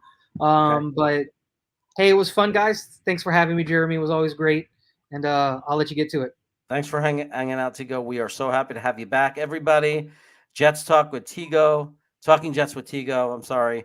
If you haven't subscribed to his channel, you must go and subscribe. Talking Jets with Tigo makes amazing videos, great insights, always honest. Might not agree with them, but he sticks to his guns and he has his thoughts and takes, and they're always well researched. They always have a reason. They're not just coming out of nowhere. So give them a sub. Alrighty. Bye, guys. Take care. J. Cole, what's going on, my friend? How are you doing? Hope you're well. If you go into the game, you got to let us know, dude. That was, by the way, Talking Jets with Tigo. Yes. Okay. Wow, there's some stuff going on here, right? Let me see. I just see the middle of conversations. You guys are fighting a little bit. Let's say hello to Arkansas. What's up, Arkansas? Sup, Jeremy? What's up, man? How are the golf carts? Are they running? One day I'm going to go to Arkansas and I'm going to get in one of those golf carts and me and this kid, Arkansas Jets fan, are going to have a golf cart race. I think that would be really, really fun. I think Quinn Williams is highly overrated, but I hope I'm wrong. I know where you got that. I hope I'm wrong thing. Yeah, man, I'm not sold on Quinn Williams either, Salty. I'm not sold on him. So we'll have to see. Totally not sold, but also not given up. Like, I think it's kind of like a tricky one because it's not that he's been bad. He just hasn't lived up to the draft pick. And he's probably not going to be, if he doesn't like have a monster season and he has the similar type of seasons that he's had with this trajectory, what's going to happen is his agent's going to want more money than he's worth because of his draft pick. You know, the draft pick number. And I'm not into that, man. Like, I don't want to ever be that team again that pays a guy because we're afraid he's going to leave because he's demanding it and not because he's worth it. So it's up to him. We're going to see. This is a big year for him. So let's hope we're wrong. Let's hope he has a monster year and that we're happy to pay him anything to stay. The Dolphins are the best team ever. I'm glad you like your team. You should like your team. They have a lot of talent too. Ryan Jett, go watch Mike White against Buffalo, and he'll tell me he's better than Zach. Somebody's saying that Mike Weiss. Look, Mike Weiss is a great backup quarterback, I think. I like having him as, hopefully we could hold on to him in that capacity. He's certainly a guy who can come in and, win you games. But obviously he's not the ideal guy to have when you're playing one of the top teams in the NFL, one of the top defenses. We're hoping that Zach Wilson will be the guy. But Mike White overall, I'm very happy with what he did for a backup quarterback. I'll take that any day of the week. Do I want him to be our starting quarterback? Man, no, I do not want him to be our starting quarterback. But he's a hell of a backup, and I like the kid a lot. Modine, weird Jets fan. I don't know.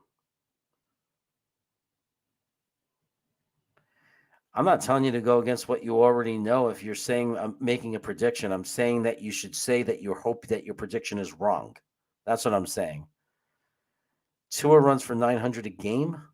That would be kind of like, I think he would probably set the record for most rushing yards in a career. Well, 17 times 900, he'd be close. He'd be one of the all-time rushing leaders ever in the history of the NFL. Modine, a Patriots fan. I don't know about that, but I've never heard Modine actually say, I'm a diehard Jets fan. Just saying. But I'm not saying he's not. I'm just saying I've never heard him say it. So I don't know. But I think he is because he's here a lot. He's been here for a year. He's been here with me ever since I was doing shows with Frankie on Frankie's channel. So Modine has been loyal. He's been a supporter and a follower. And I don't know. He's here. So I think he's a Jets fan. He's told me in the past he's a Jets fan. He's just a negative one. And he's been training his right. Or as he would say, he's being an honest one. He's just saying what he believes. He's going to go insane. All right. Predictions are always a guess to an extent, right? I mean, I don't know. I don't know what qualifies someone to have their prediction be more than just a guess, because in football, it's so hard. I mean, you have guys that make a living, tons of money, drafting players. They make it all the way to GM, which is such an impossible thing, right? There's 32 NFL GMs at a time. So think about how hard it is to become an NFL GM and what you have to go through and prove and successes you have to have. And if they don't know by looking at the college players, which quarterbacks are going to hit and which you're going to miss, if they don't know, how could we possibly know? Unless Modine has a secret ring or something where he travels to the future, but he can't tell us because he doesn't want, you know what I mean? Can you imagine? He's so frustrated. He goes, Jeremy, I'm trying to help you. I could actually go in the future. I actually know these things. Sean Bennett is predicting a 7-10 record with lots of improvement for Zach Wilson and our young prospects with momentum going into next season. I could live with that. I'd rather have 8 or 9 wins, to be honest. I like the number 8 as a minimum because I like the doubling thing, 2 wins, 4 wins, 8 wins. But I don't think that's, Sean, you and me are on the same page. I respect that that take. It's not unrealistic, and it's definitely not a bad thing. Like it wouldn't be a negative thing. So, Twisted, are you mad at me? Unbelievable. Can anyone vouch for him being a Jets fan for real? I don't know. I'm not vouching for him to be a Jets fan. I'm just saying that he's I'm just saying that I've known him a long time. He's been around here for a long time, and he's said that he's a Jets fan. So I'm not vouching for him because I don't know him personally, but I can only say that as far as I know, he claims to be a Jets fan. So, and I've met Jet fans that are really negative. I've met Jets fans that are like him in real life. So I know it's possible. I'm not saying that I agree and think that's a good fan. I don't understand it. I don't understand how you could be a good fan and be that negative. But I've known people in real life. Like I've had friends, like a Jet fan, in Brooklyn that would come in and say, they suck. This player sucks. And every time they did a draft, this player sucks. They're going to suck again. They were always negative. Now, those guys I knew in person, so I saw that they would watch the games. They'd come over my house. They suck, and they'd be mad and punching things when they lost, but negative and negative and negative. And then when the Jets with the Rex Ryan years started winning, they were happy they were winning. They'd still complain about every little thing that wasn't right. And they'd hate Rex at the end of the year whenever we got eliminated. Oh, they'd forget every good thing he did. They were negative, but they were Jets fans. I'm not vouching for Modine because I don't know him that way. I only know him as a picture and words on a screen. So I don't know him. I'm not vouching for anyone. I can't vouch for anyone here I haven't met in person. But I don't know that he's not. I'm not going to accuse anyone of not being a Jets fan. I will say that I question their Jets fandom in that, like, I don't know. I have a problem with fans that are so negative because I just don't. It's not really a personal thing. Like, it doesn't affect me. It's more of a curiousness. I'm more curious about it. Like, what's the point? Like, to me, all the joy of coming from, for being a Jets fan, all the joy is the hope, is the trying to believe in players, it's trying to find things to be positive about. And even if I wasn't, and I'm not always feeling positive, because in 2017, I wasn't, 16, I wasn't. There's lots of years I go in and I'm not feeling positive at all. But I'm still hopeful. I'm hoping maybe some of the, like, I'm always like, I used to be that guy when we were starting to stink and, game 7 or 8, I knew the season was over. I'm the one that wanted to bring in the young guys. Maybe there's a diamond in the rough. Maybe one of these guys that barely made the team is good, and maybe if we let them play, we'll discover a few of them and have something to build on. That was the guy I was. I didn't want to watch the starters if they stunk and we were losing it. But so to me, it was like I was kind of yelling at the TV. If you want me to keep watching, at least put some of the young guys in, put some of the no names in, because it can't get any worse, right? So I don't know. He's going to have to learn to love with Wilson. I don't know. Yeah. I mean, maybe. I mean, it's weird. It's like, understand, we've suffered trauma, man. This is traumatic. You put your heart into this stuff. I mean, I got to say, and I don't know why this particular year was the worst year, but 2004, when we lost that game to Pittsburgh, after beating San Diego in San Diego, a game that I was at, maybe that's why. Maybe that answers my question. That was the most depressed I have ever been in my life because of a sport, because of a game. And it wasn't just like right after the game that I was bummed. I was depressed for a week. Like, depressed. I was sad. Me and my friend Jason were on the phone sad and upset and bummed. And I don't know what happened, because it's not like I thought 2004 was going to be the year we were going to win a Super Bowl. It really wasn't. So I don't know what it was. But the way we lost that game with those missed field goals, I just after the excitement of being in the stadium the week before, it was so depressing, and it was traumatic. It made it hard for me to watch the Jets for a few years after that. And it made it hard for me to get excited about them because I didn't want to get that hurt again. Rex Ryan kind of rescued me from that. And I'm not getting into an argument whether Rex Ryan was a great coach, a good coach, an average coach, or a bad coach. Rex Ryan got me back into it because of his attitude. Like, he got me He picked me up.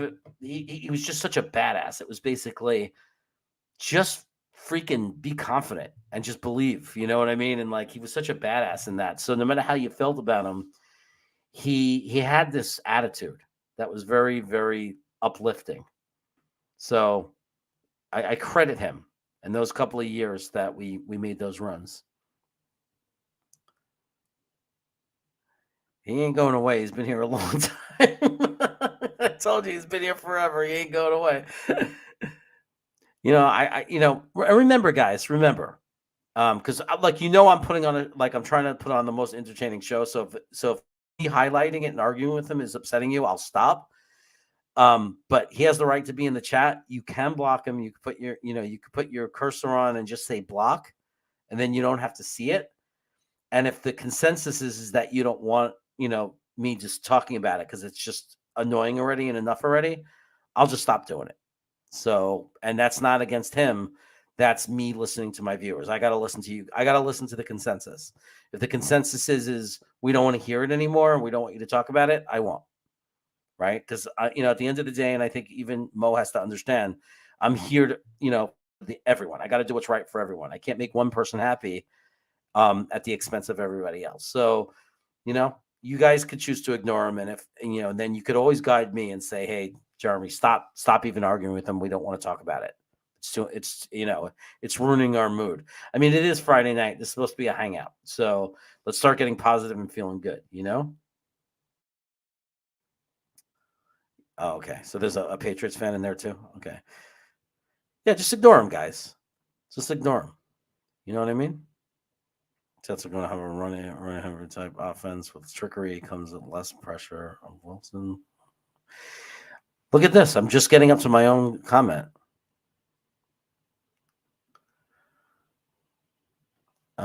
What's that? Oh, what's going on? Let's see what's going on here. Let me scroll down. Let me catch up a little bit. I'm sorry for anybody I'm skipping.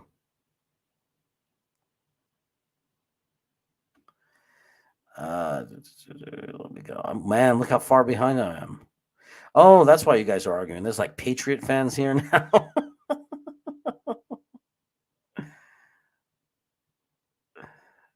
Yeah, you're 100% right, Pete. I've been screaming that forever. Jim Pock, what's up, buddy? Good to see you. Good to see you, man. I'm just running through.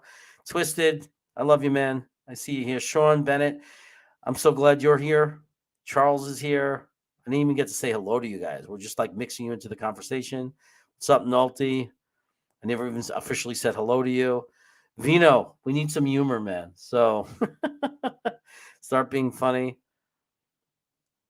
Oh, he's saying he's not bored. He's just bored. Well, you're a Jets fan? Well, whatever you are, Big Pats, you could be a Patriots fan or a Jets fan. It doesn't even matter. You could, if you're bored and you want to hang out. Just be respectful and, like if you like the Jets, fine. If you like the Patriots, fine. Just talk about why you like them, what you think, ask questions, talk. We're okay. We have plenty of people here that like other teams that we have great conversations with that we all like. It's just about being respectful and, not talking smack and not ruining it. And let me give you a good example of that. So here's a Kansas City Chiefs fan. So, you know what I mean? And we love this kid. We absolutely love him. We have great conversations. We bring him onto the show. So it is totally, totally cool to like other teams. There's a way to be a fan of another team and be here. The people I have here, this community welcomes anyone if you want to talk football. We don't hate fans because of the team they like, but we do get upset when you come in here and start talking smack, the Jets stink, the Jets that, the Jets this. You know what I mean? Because we don't go into Miami, content providers chats and say that. We don't, we're here talking about our team. So you're welcome to be here. You're welcome to talk, but just kind of keep it cool and respectful and let's be adults. That's really coming out of college. Yeah, cool, man. You see, that's what I love about Clutch. He's just a football fan, So let me try to get YXR. What's going on? How you doing? Seen you around lately. That's cool. 2 in the next 2007 Brady Quinn. Okay. Honest question. Who are you sold on, Jeremy? When you mean sold on, you're talking about, Dom, I assume you're talking about which players am I sold on?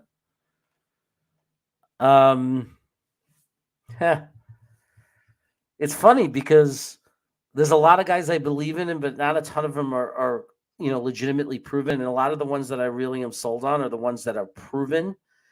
And if you ask me who's actually proven, they're guys that haven't played for us, but they've played in the NFL. Lincoln Tomlinson, I'm sold on him. DJ Reed, I'm sold on him. Whitehead, I'm sold on him. McGovern for who he is. I don't think he's a superstar, but I'm sold on what McGovern is. I think he's slightly better than the average center in the NFL, and I think he's a perfectly okay fit in our offensive line. I'm sold on Quinnen Williams being a good player. I'm just not sold on him being a $20 million player.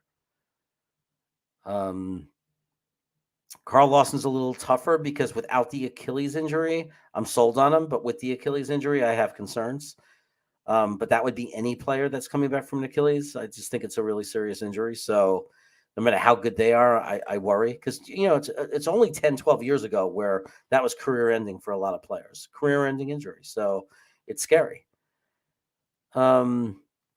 There are guys I just really believe very heavily in it. And it's weird because I'm trying to do it from like even before the perspective of before the draft, not because they're Jets. So before the draft, Frankie from Flatbush is the one that turned me on to Sauce Gardner. Like that was Frankie. I didn't know who the guy was. I didn't know who he was talking about. Who's this Sauce guy? I didn't watch a lot of Cincinnati. I just didn't know. I heard the name, but I wasn't really sure. And Frankie got me into him, and I started watching the tape because of it. I said, who is this guy? I have to learn about him. And I watched, and I said, holy cow, this kid's amazing. This kid's amazing. And I honestly believe we weren't going to get him. So I wasn't talking as a guy drinking Jets Kool-Aid because it was way before we picked him. It was way before he even worked his way into the top 10. It was like he was projected, to be a late round, first round pick, like 25, 26. And Frankie sold me on him. And I thought maybe there's a chance he slips to, one of our second round picks. And I was like, wow, that would be really cool. So, in all honesty, I believe, and I'm not trying to be a Jets homer, I really believe that Sauce Gardner, and I believe this before the Jets picked him, is going to be a completely insane cornerback. I think he's going to be great. I really do. I believe really strongly in him that he's going to be a very, very special cornerback. And I think that's why we took him at 4. I liked Jermaine Johnson. He was my number 3. He was my number 3 guy. I wanted him with the 10th, not the 4th, though, even though he was my number 3. He was my number 3. But Edge I'm more wary of, so I'm less confident. I'm much more confident in Sauce than I am JJ. Because like with Edge, I think I've always had trouble. Like for me personally, it's always really hard to predict for me. It's just me. I just don't know. I mean, I like his highlights, but I just don't know. There are lots of guys that have great highlights and they don't do anything. So he's the one I'm most worried about, although I love him. And I think that at worst, I do think he has a high floor. I think he has a high floor because I think even if he doesn't get a lot of sacks, I think what Jermaine Johnson is going to bring us is a defensive end who could help us stop the run and help us with screen passes. Like I think he's good at setting the edge. So I'm excited about that. And who else do I believe in? I believe in AVT.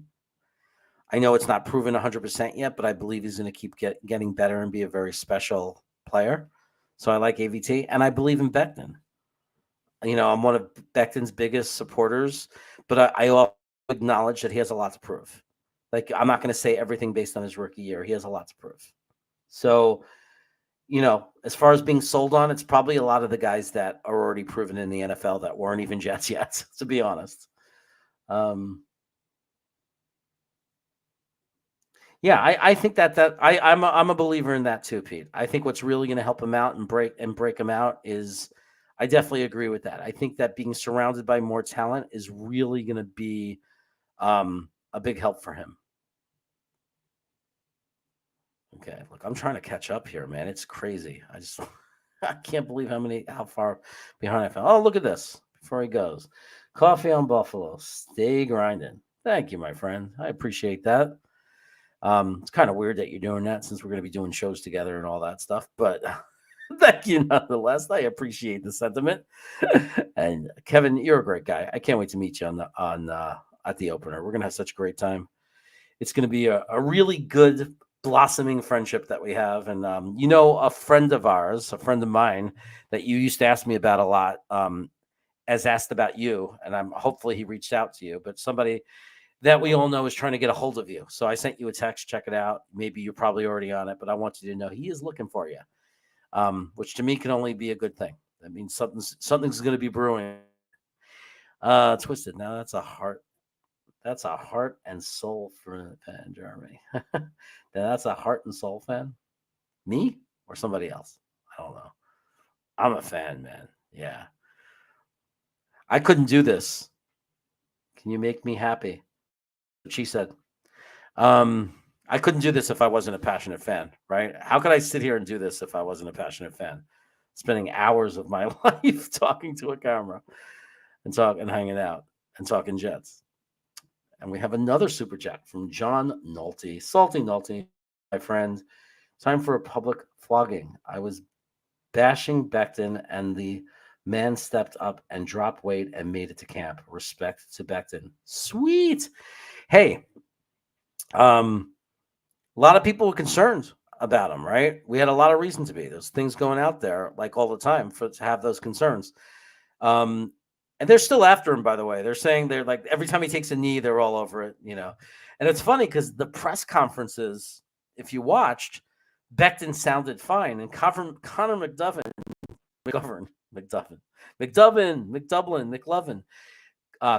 sounded exhausted. He was like drinking water, breathing hard. Don't fall for that media stuff too, guys, by the way. It's fine. Becton hasn't played football in a year, and no matter how hard you work out and how good shape you go in, you guys must know, anybody who played sports, you could do one kind of training. When you do something new, you get out of breath. He hasn't been on a field going through football camp in a long time. And guess what? He isn't the only guy. It's just that they focus on him. You don't think there were a lot of guys laboring through the first few days of training camp? Give me then if Becton was the only guy laboring through the first 3 days of training camp, then our coaches are not making training camp hard enough. I mean, we might lighten the aggressiveness and the hitting to preserve and against injuries, but that doesn't mean we're making training camp easy. The idea of to come into training camp is to get everybody in playing shape. So you're supposed to labor, especially when you're 6'7", and even when you're down to 360 pounds, you're going to labor. So have no worry about him. But thank you, Salty. You are a good friend. I appreciate you, and I appreciate the super chat.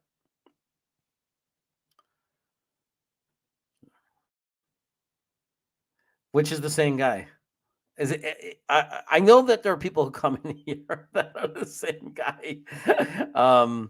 It might be what's his face. It might be my friend J. Cole. Might be the Pats guy and the Dolphins guy. It's very possible. He likes to get attention. Unfortunately, he likes to get negative attention too. And I try to tell him, "You're a good guy, J. Cole. You have a lot to offer the world. Be the positive J. Cole. Stop trying. Just be you, and everyone will love you." He doesn't believe me. The only person that might not love you if you're totally yourself is Matthew Smith. But that's okay. Matthew Smith's a different kind of guy. Here he is. Well, I may not go into the rival live streams, but I stir up some controversy. He likes to stir up. You and J. Cole get along so well.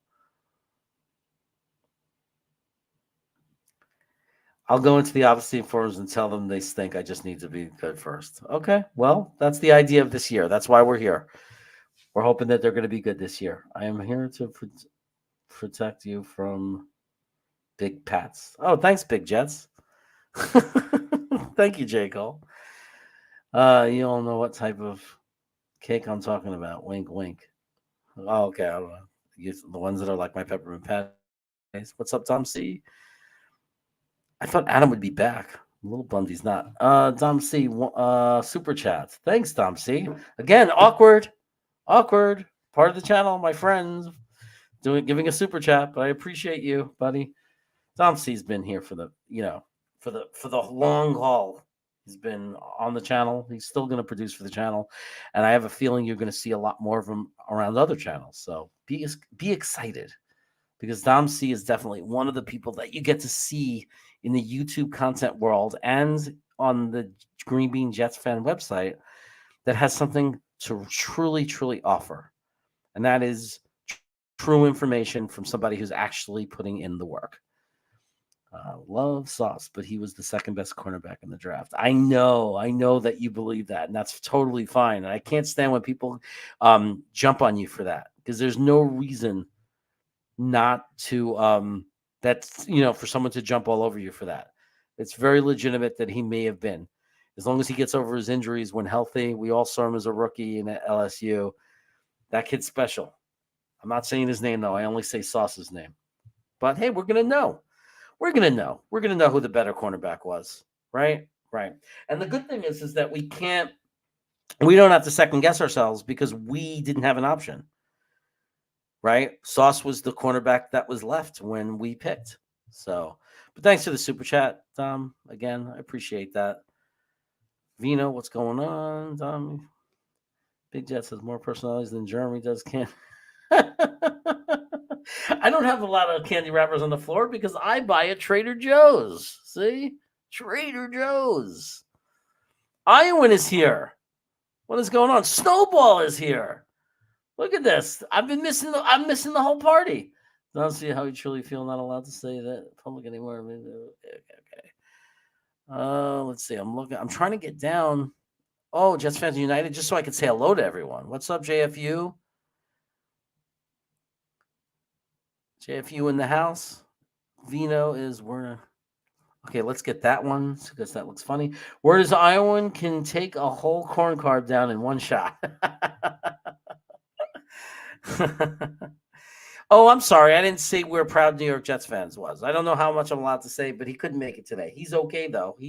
He is not sick or in danger of his life or anything like that. And I forgot to send him the link, so he may even want to come in remotely. So I'll look for that.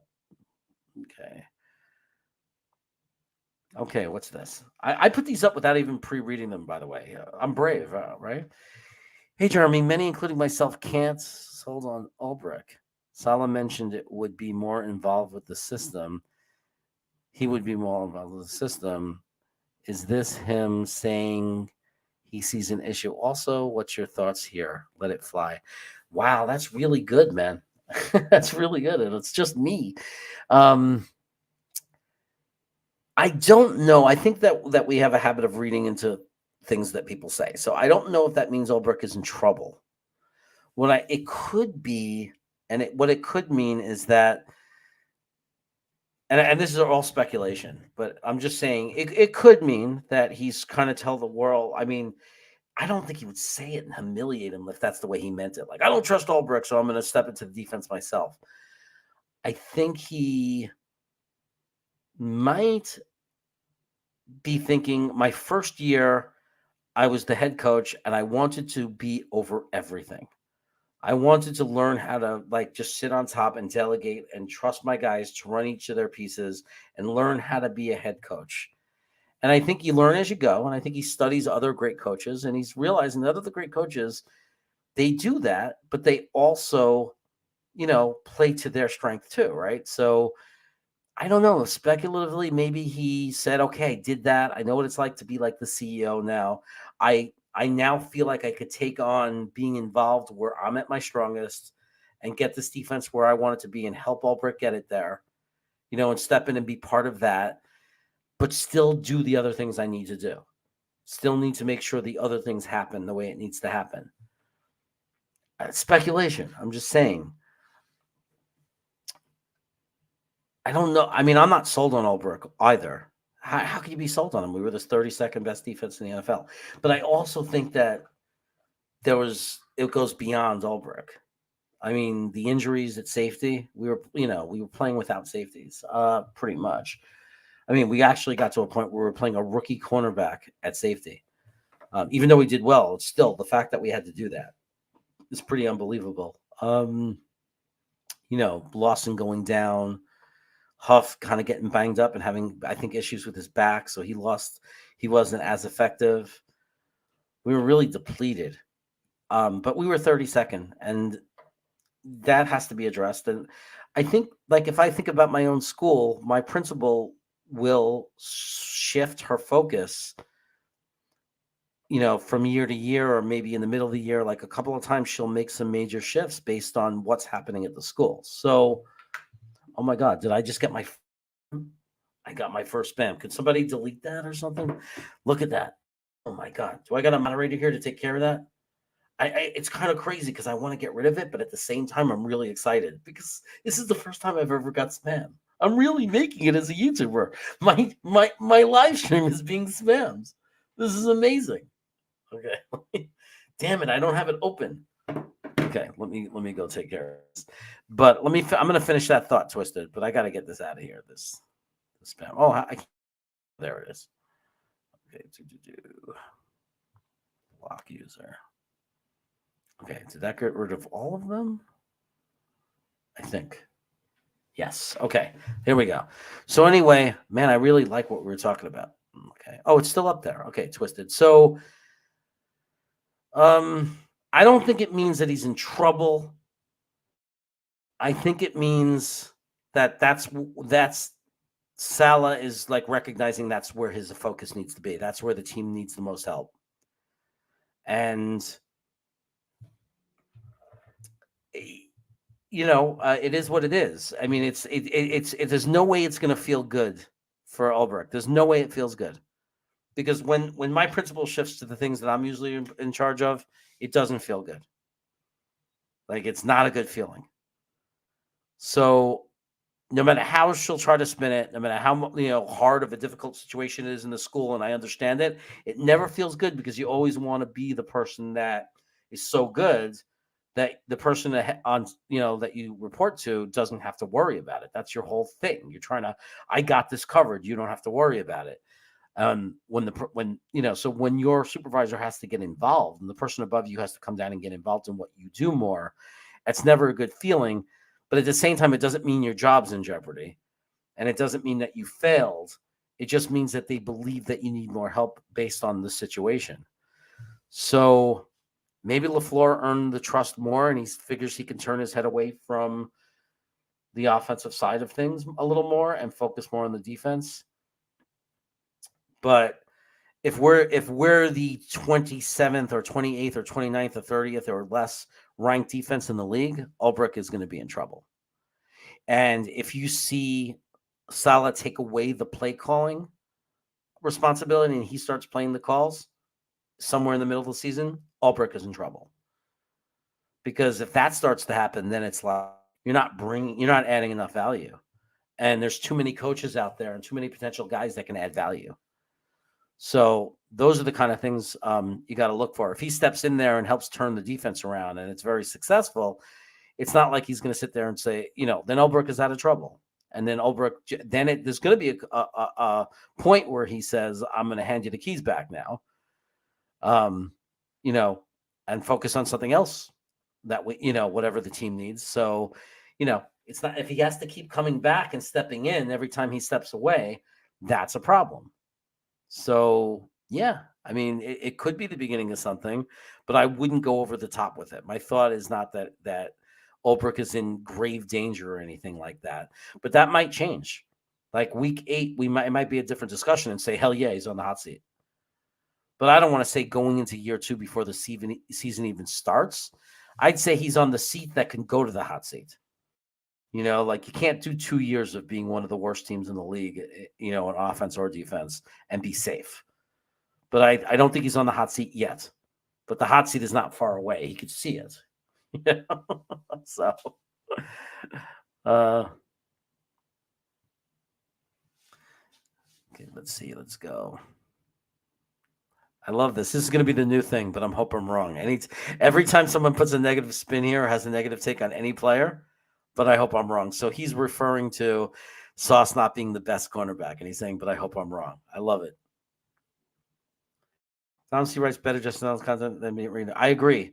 There's no one I like to read or I believe in reading more than Tom C.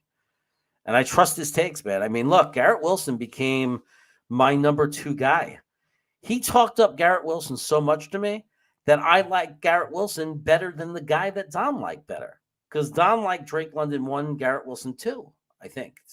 That was his order.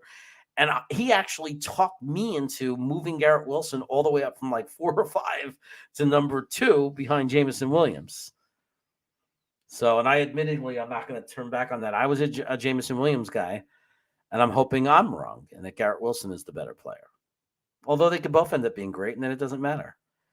Thing is, Stingley and JMO might have been more talented than Sauce and GW, but when it's close, you take the more durable athlete. Okay. That could be very, very possible that was the thinking.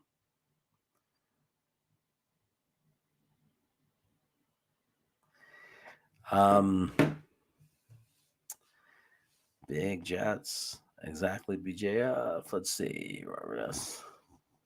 Bill Belichick does it all the time to take a knee when they need to make adjustments. I don't know what it's in reference to, but I was talking about adjustments before, right? So am I that far behind now? That was a long time. Yeah, you're allowed to think that Sauce is the second best cornerback and not be throwing shade at him, right? I mean, you could have a draft where 2 all-pro cornerbacks come out of a draft in 1 year. Like, that could happen. Has it happened? Was Sherwood the same year as Revis? No, Sherwood was way after Revis, right? But there must have been a year that you could name. Like, I can't do it right now, and I don't have Adam here. But there must have been a year where 2 really excellent Pro Bowl cornerbacks came out of the draft the same year. There must have been. So they could both be great. There might be 3 or 4 that end up being really good. So it's not a knock to have somebody ranked as your number 2. Garrett Wilson was ranked as my number 2. It doesn't mean that I don't believe he could be great. It doesn't mean I'm not super excited about him. There was a lot of good receivers I liked in the last draft. So, Jameson Williams and Garrett Wilson could both end up being big stars in the NFL. Right? And then I'm not going to care which one we took. I'm not going to say we need to know which one we should have taken and not taken. I mean, it's fine. It's like if they're both stars and Jameson Williams a little bit better than Garrett Wilson, do I care? Still a great pick. It doesn't change that it was a great pick in any way. Because there's no way you could expect a GM to be exactly right. All you can ask the GM to do is put good players on your roster and some great. Because if you want to win a Super Bowl, you got to have some great players.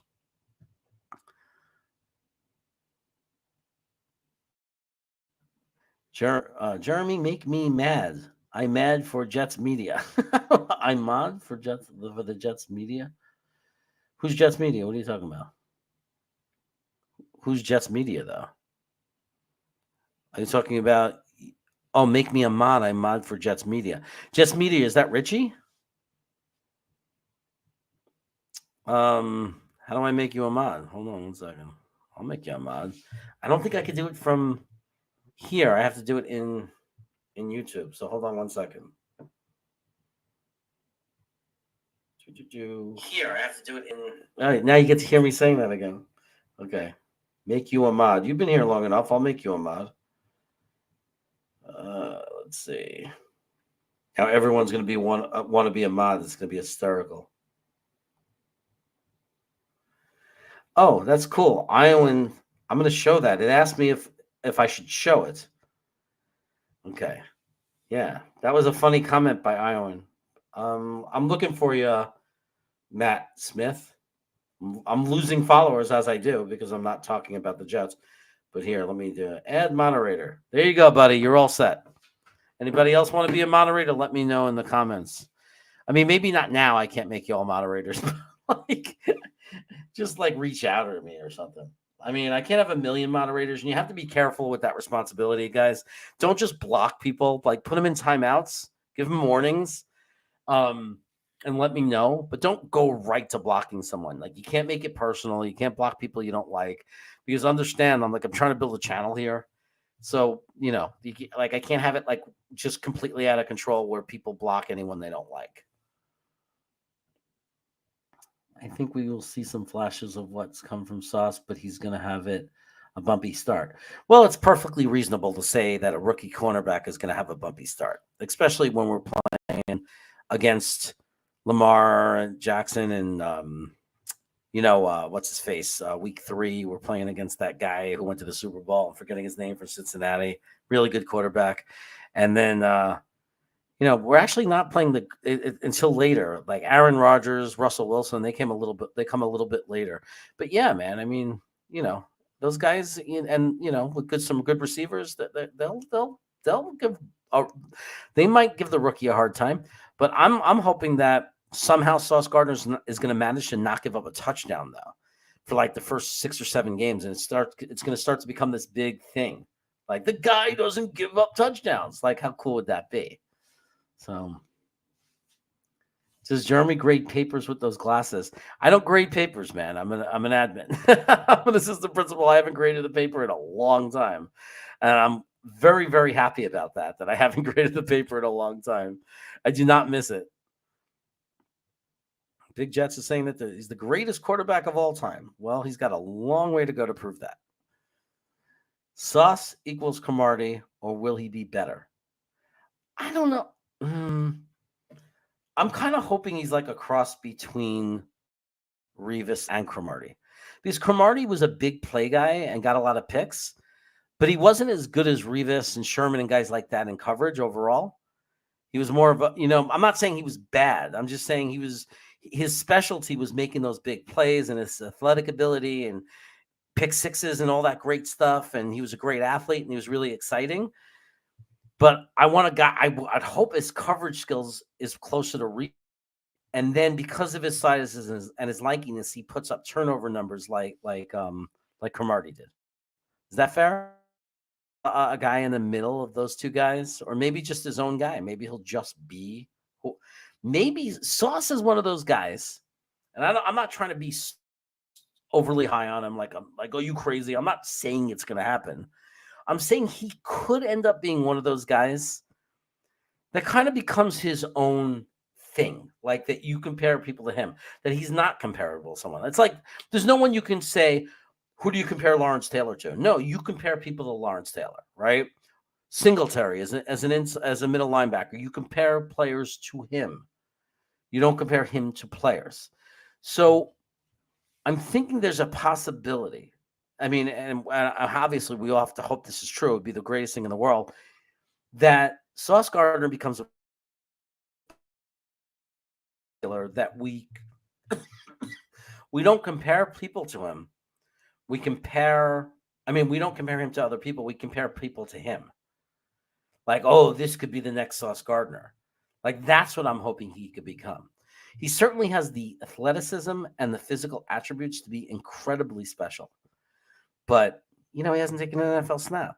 So, I mean, at the end of the day, this is all talk. It's all hopes and dreams and talk because he hasn't taken an NFL snap. And that has to happen. Jonathan Marshall is a massive and going to stop run. He looks like he can take on Clemens. They picked him for a reason, and it's not like he doesn't have a great track record for being a great player in college, but he has to play a lot better than he did last year. And I'm not going to pretend that I don't have all 22. I just know that when he was in the game, we were not impressive against the run, so I didn't see him doing anything. But that was his rookie year, and he, so. We got to see if he makes the team too, man. There's only so many roster spots.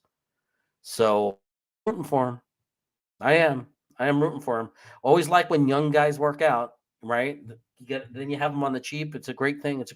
It's great when the younger guys win the jobs. When the guys that don't cost you money win the jobs and are the better players or as good, that's always really good.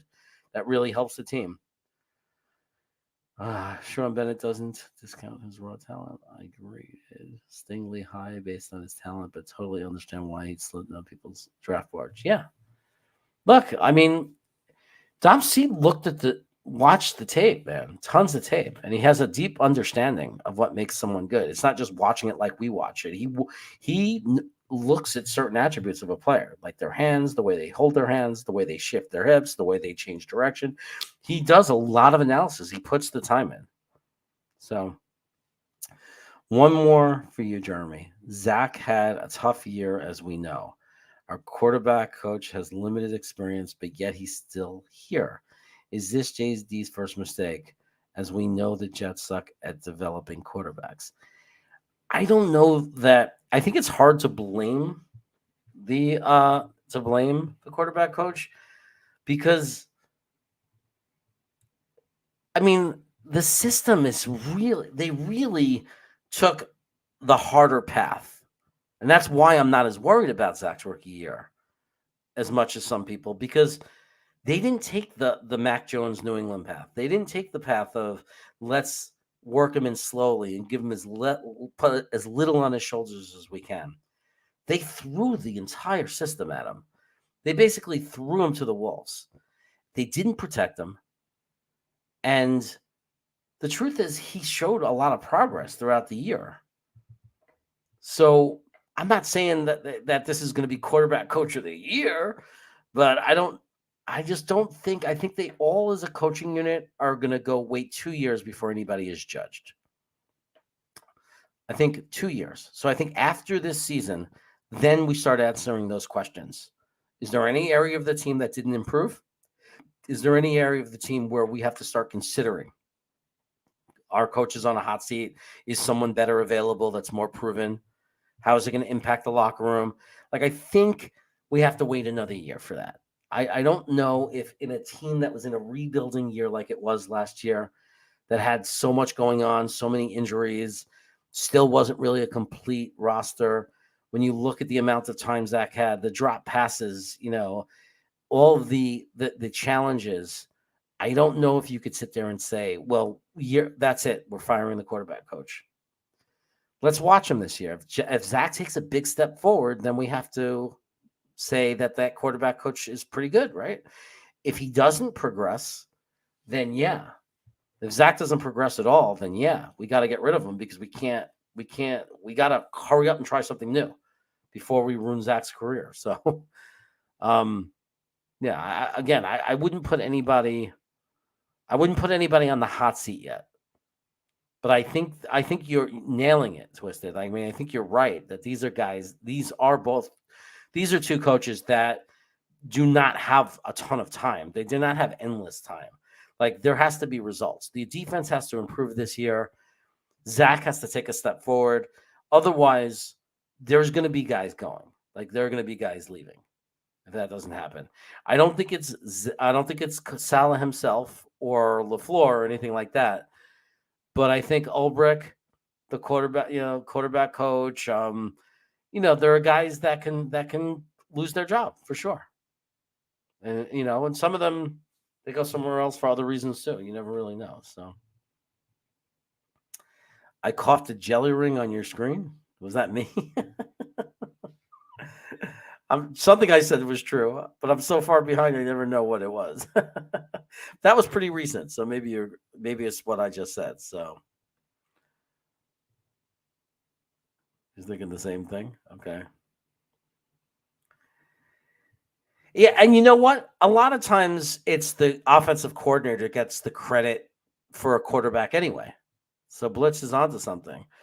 Like, if Zach Wilson becomes a superstar and LaFleur is his teammate and partner in that, you know what I mean? Like, if under LaFleur's offense, if Zach shines over the next 3 years or 2 years, however long that LaFleur is even around, because he might get plucked, then people will remember, I think, LaFleur more, but it doesn't hurt the quarterback coach either. They usually have an opportunity to become the offensive coordinator, which is not always a smart thing because it's two different things. Like, you have to make sure that not only are they a good quarterback coach, do they have the skills and do they have the attributes that you want in an offensive coordinator? Because it's a different job. Coaching, the quarterbacks is a very different job than being the coordinator that has to put together all the rooms in the offense and do the play calling. It's a very different job. So sometimes it's like in high tech when you take your best programmer and coder and make them a manager. You don't know that because somebody's a good coder, they write good computer code, that they're going to be a good manager. So you have to be careful about those things.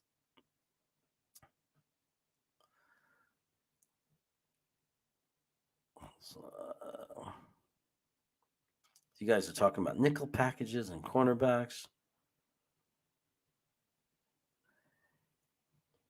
Well, they're going to designate. They're going to put certain part of we pretty much stick to. I mean, we play man on man. People don't act like we're just zone. We're not. We play man. We play man, but we play man in like kind of a zone mentality. Like, in other words, we don't switch the guys around. Wherever Sauce is going to play, he's going to play. And whichever receivers line up against him on that side are going to line up against him. Now, there are times where he's going to be one-on-one on somebody, but he's not going to move to the other side of the field, I don't think. Dom can correct me on this, but I think that like Bryce Hall, for example, and Eccles were at least 90%, if not 100% of the time, like they had their place on the field and it didn't matter. I think we saw that against Buffalo at Diggs when people were saying, why is Eccles on Diggs? It was like, oh, we don't move. We're not going to move Hall to the other side. This is where they play. They don't play by guy. They play by this is your space. So I think. But, you know, I mean, if Sauce is out there, guys, you know, a lot of the teams in the league now have, as we know, because we went out and did it and we needed it. A lot of people go out and they have more than one great receiver, right? Otherwise, it's a big call. Think about it. We had Corey Davis coming back. We had Elijah Moore that a lot of us believe is going to have a breakout year. Yet we were screaming we need another wide receiver, right? We were going crazy. Almost every Jet fan agreed we needed another wide receiver, even though those same. And it wasn't different people. A lot of people, yes, I believe Elijah Moore is going to have a breakout year. People believe that completely, but still wanted another receiver. So receiver is a big position now. It's not just one. People don't want to have one good receiver and just a bunch of guys, a bunch of Jags. That's not what they want.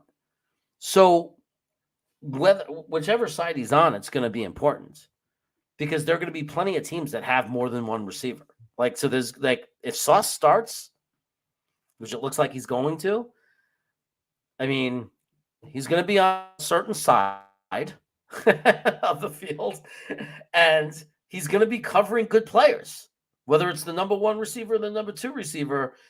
When we're playing Cincinnati, he's playing an elite receiver either way. When we play Miami, he's playing an elite receiver.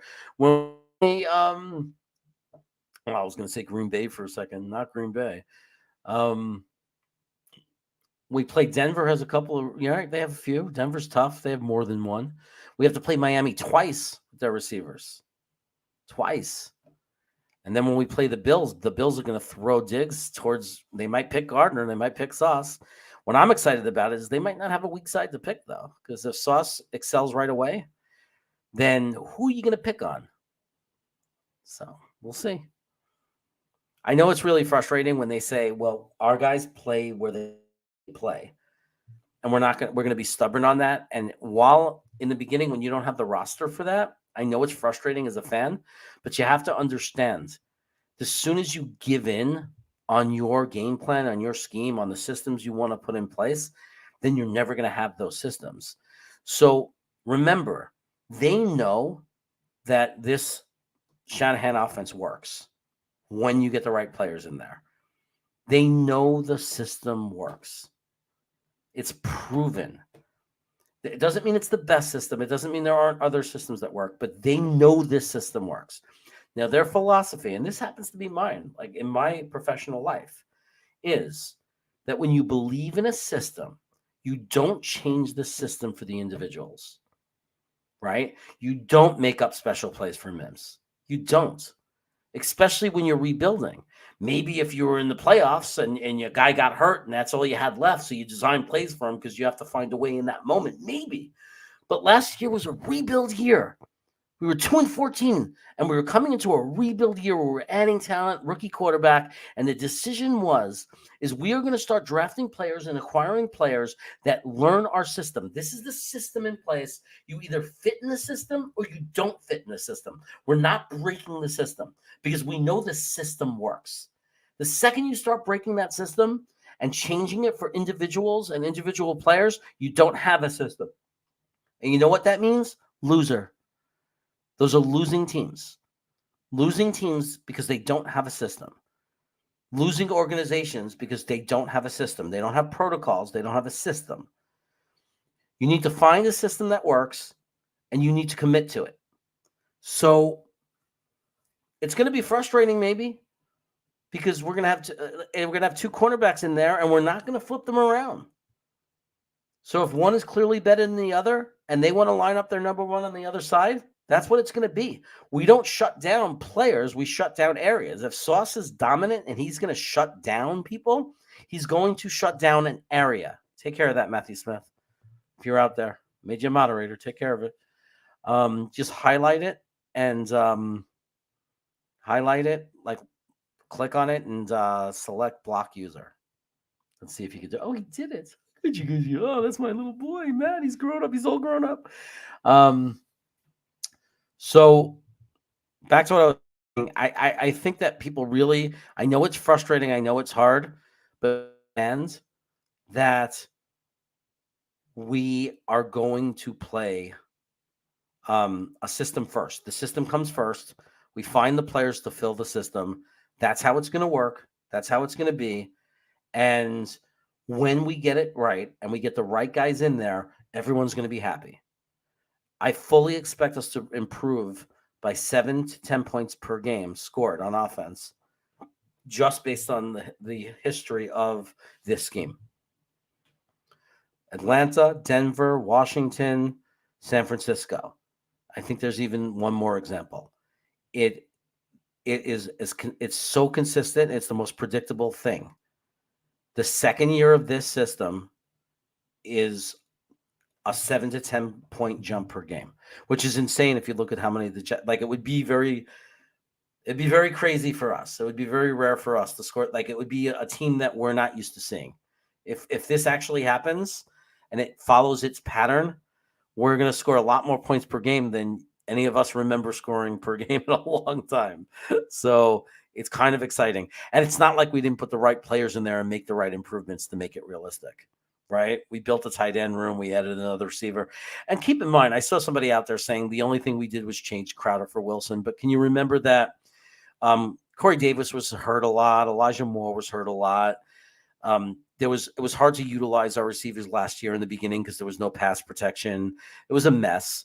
But when Zach came back, even with backup receivers and backup linemen, once they as a team were learning the system, we're getting better and we were looking better.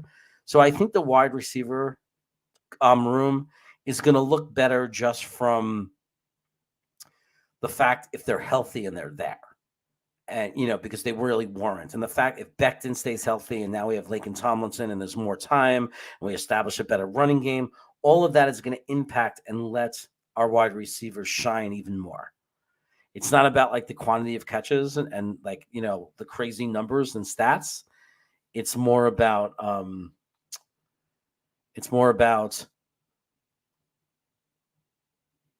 like the impact that players have on the game, right? So even if we have so many weapons, even if Elijah Moore only has 3 receptions that day, what were the situations of those receptions? What did it do to the momentum of the game? When did they come? And why did he only have 3? So he may have only had 3 because he was a decoy. Maybe he starts off hot and everybody starts double teaming him or focusing on him. Now he's a decoy, right? And if he's drawing a lot of the attention, and that opens up Corey Davis to have huge games or Garrett Wilson to have huge games, then Elijah Davis might, on paper, if you look into the box score, doesn't look so impressive. But we know if you're watching the game and you're paying attention that he actually had a great game and he did his job.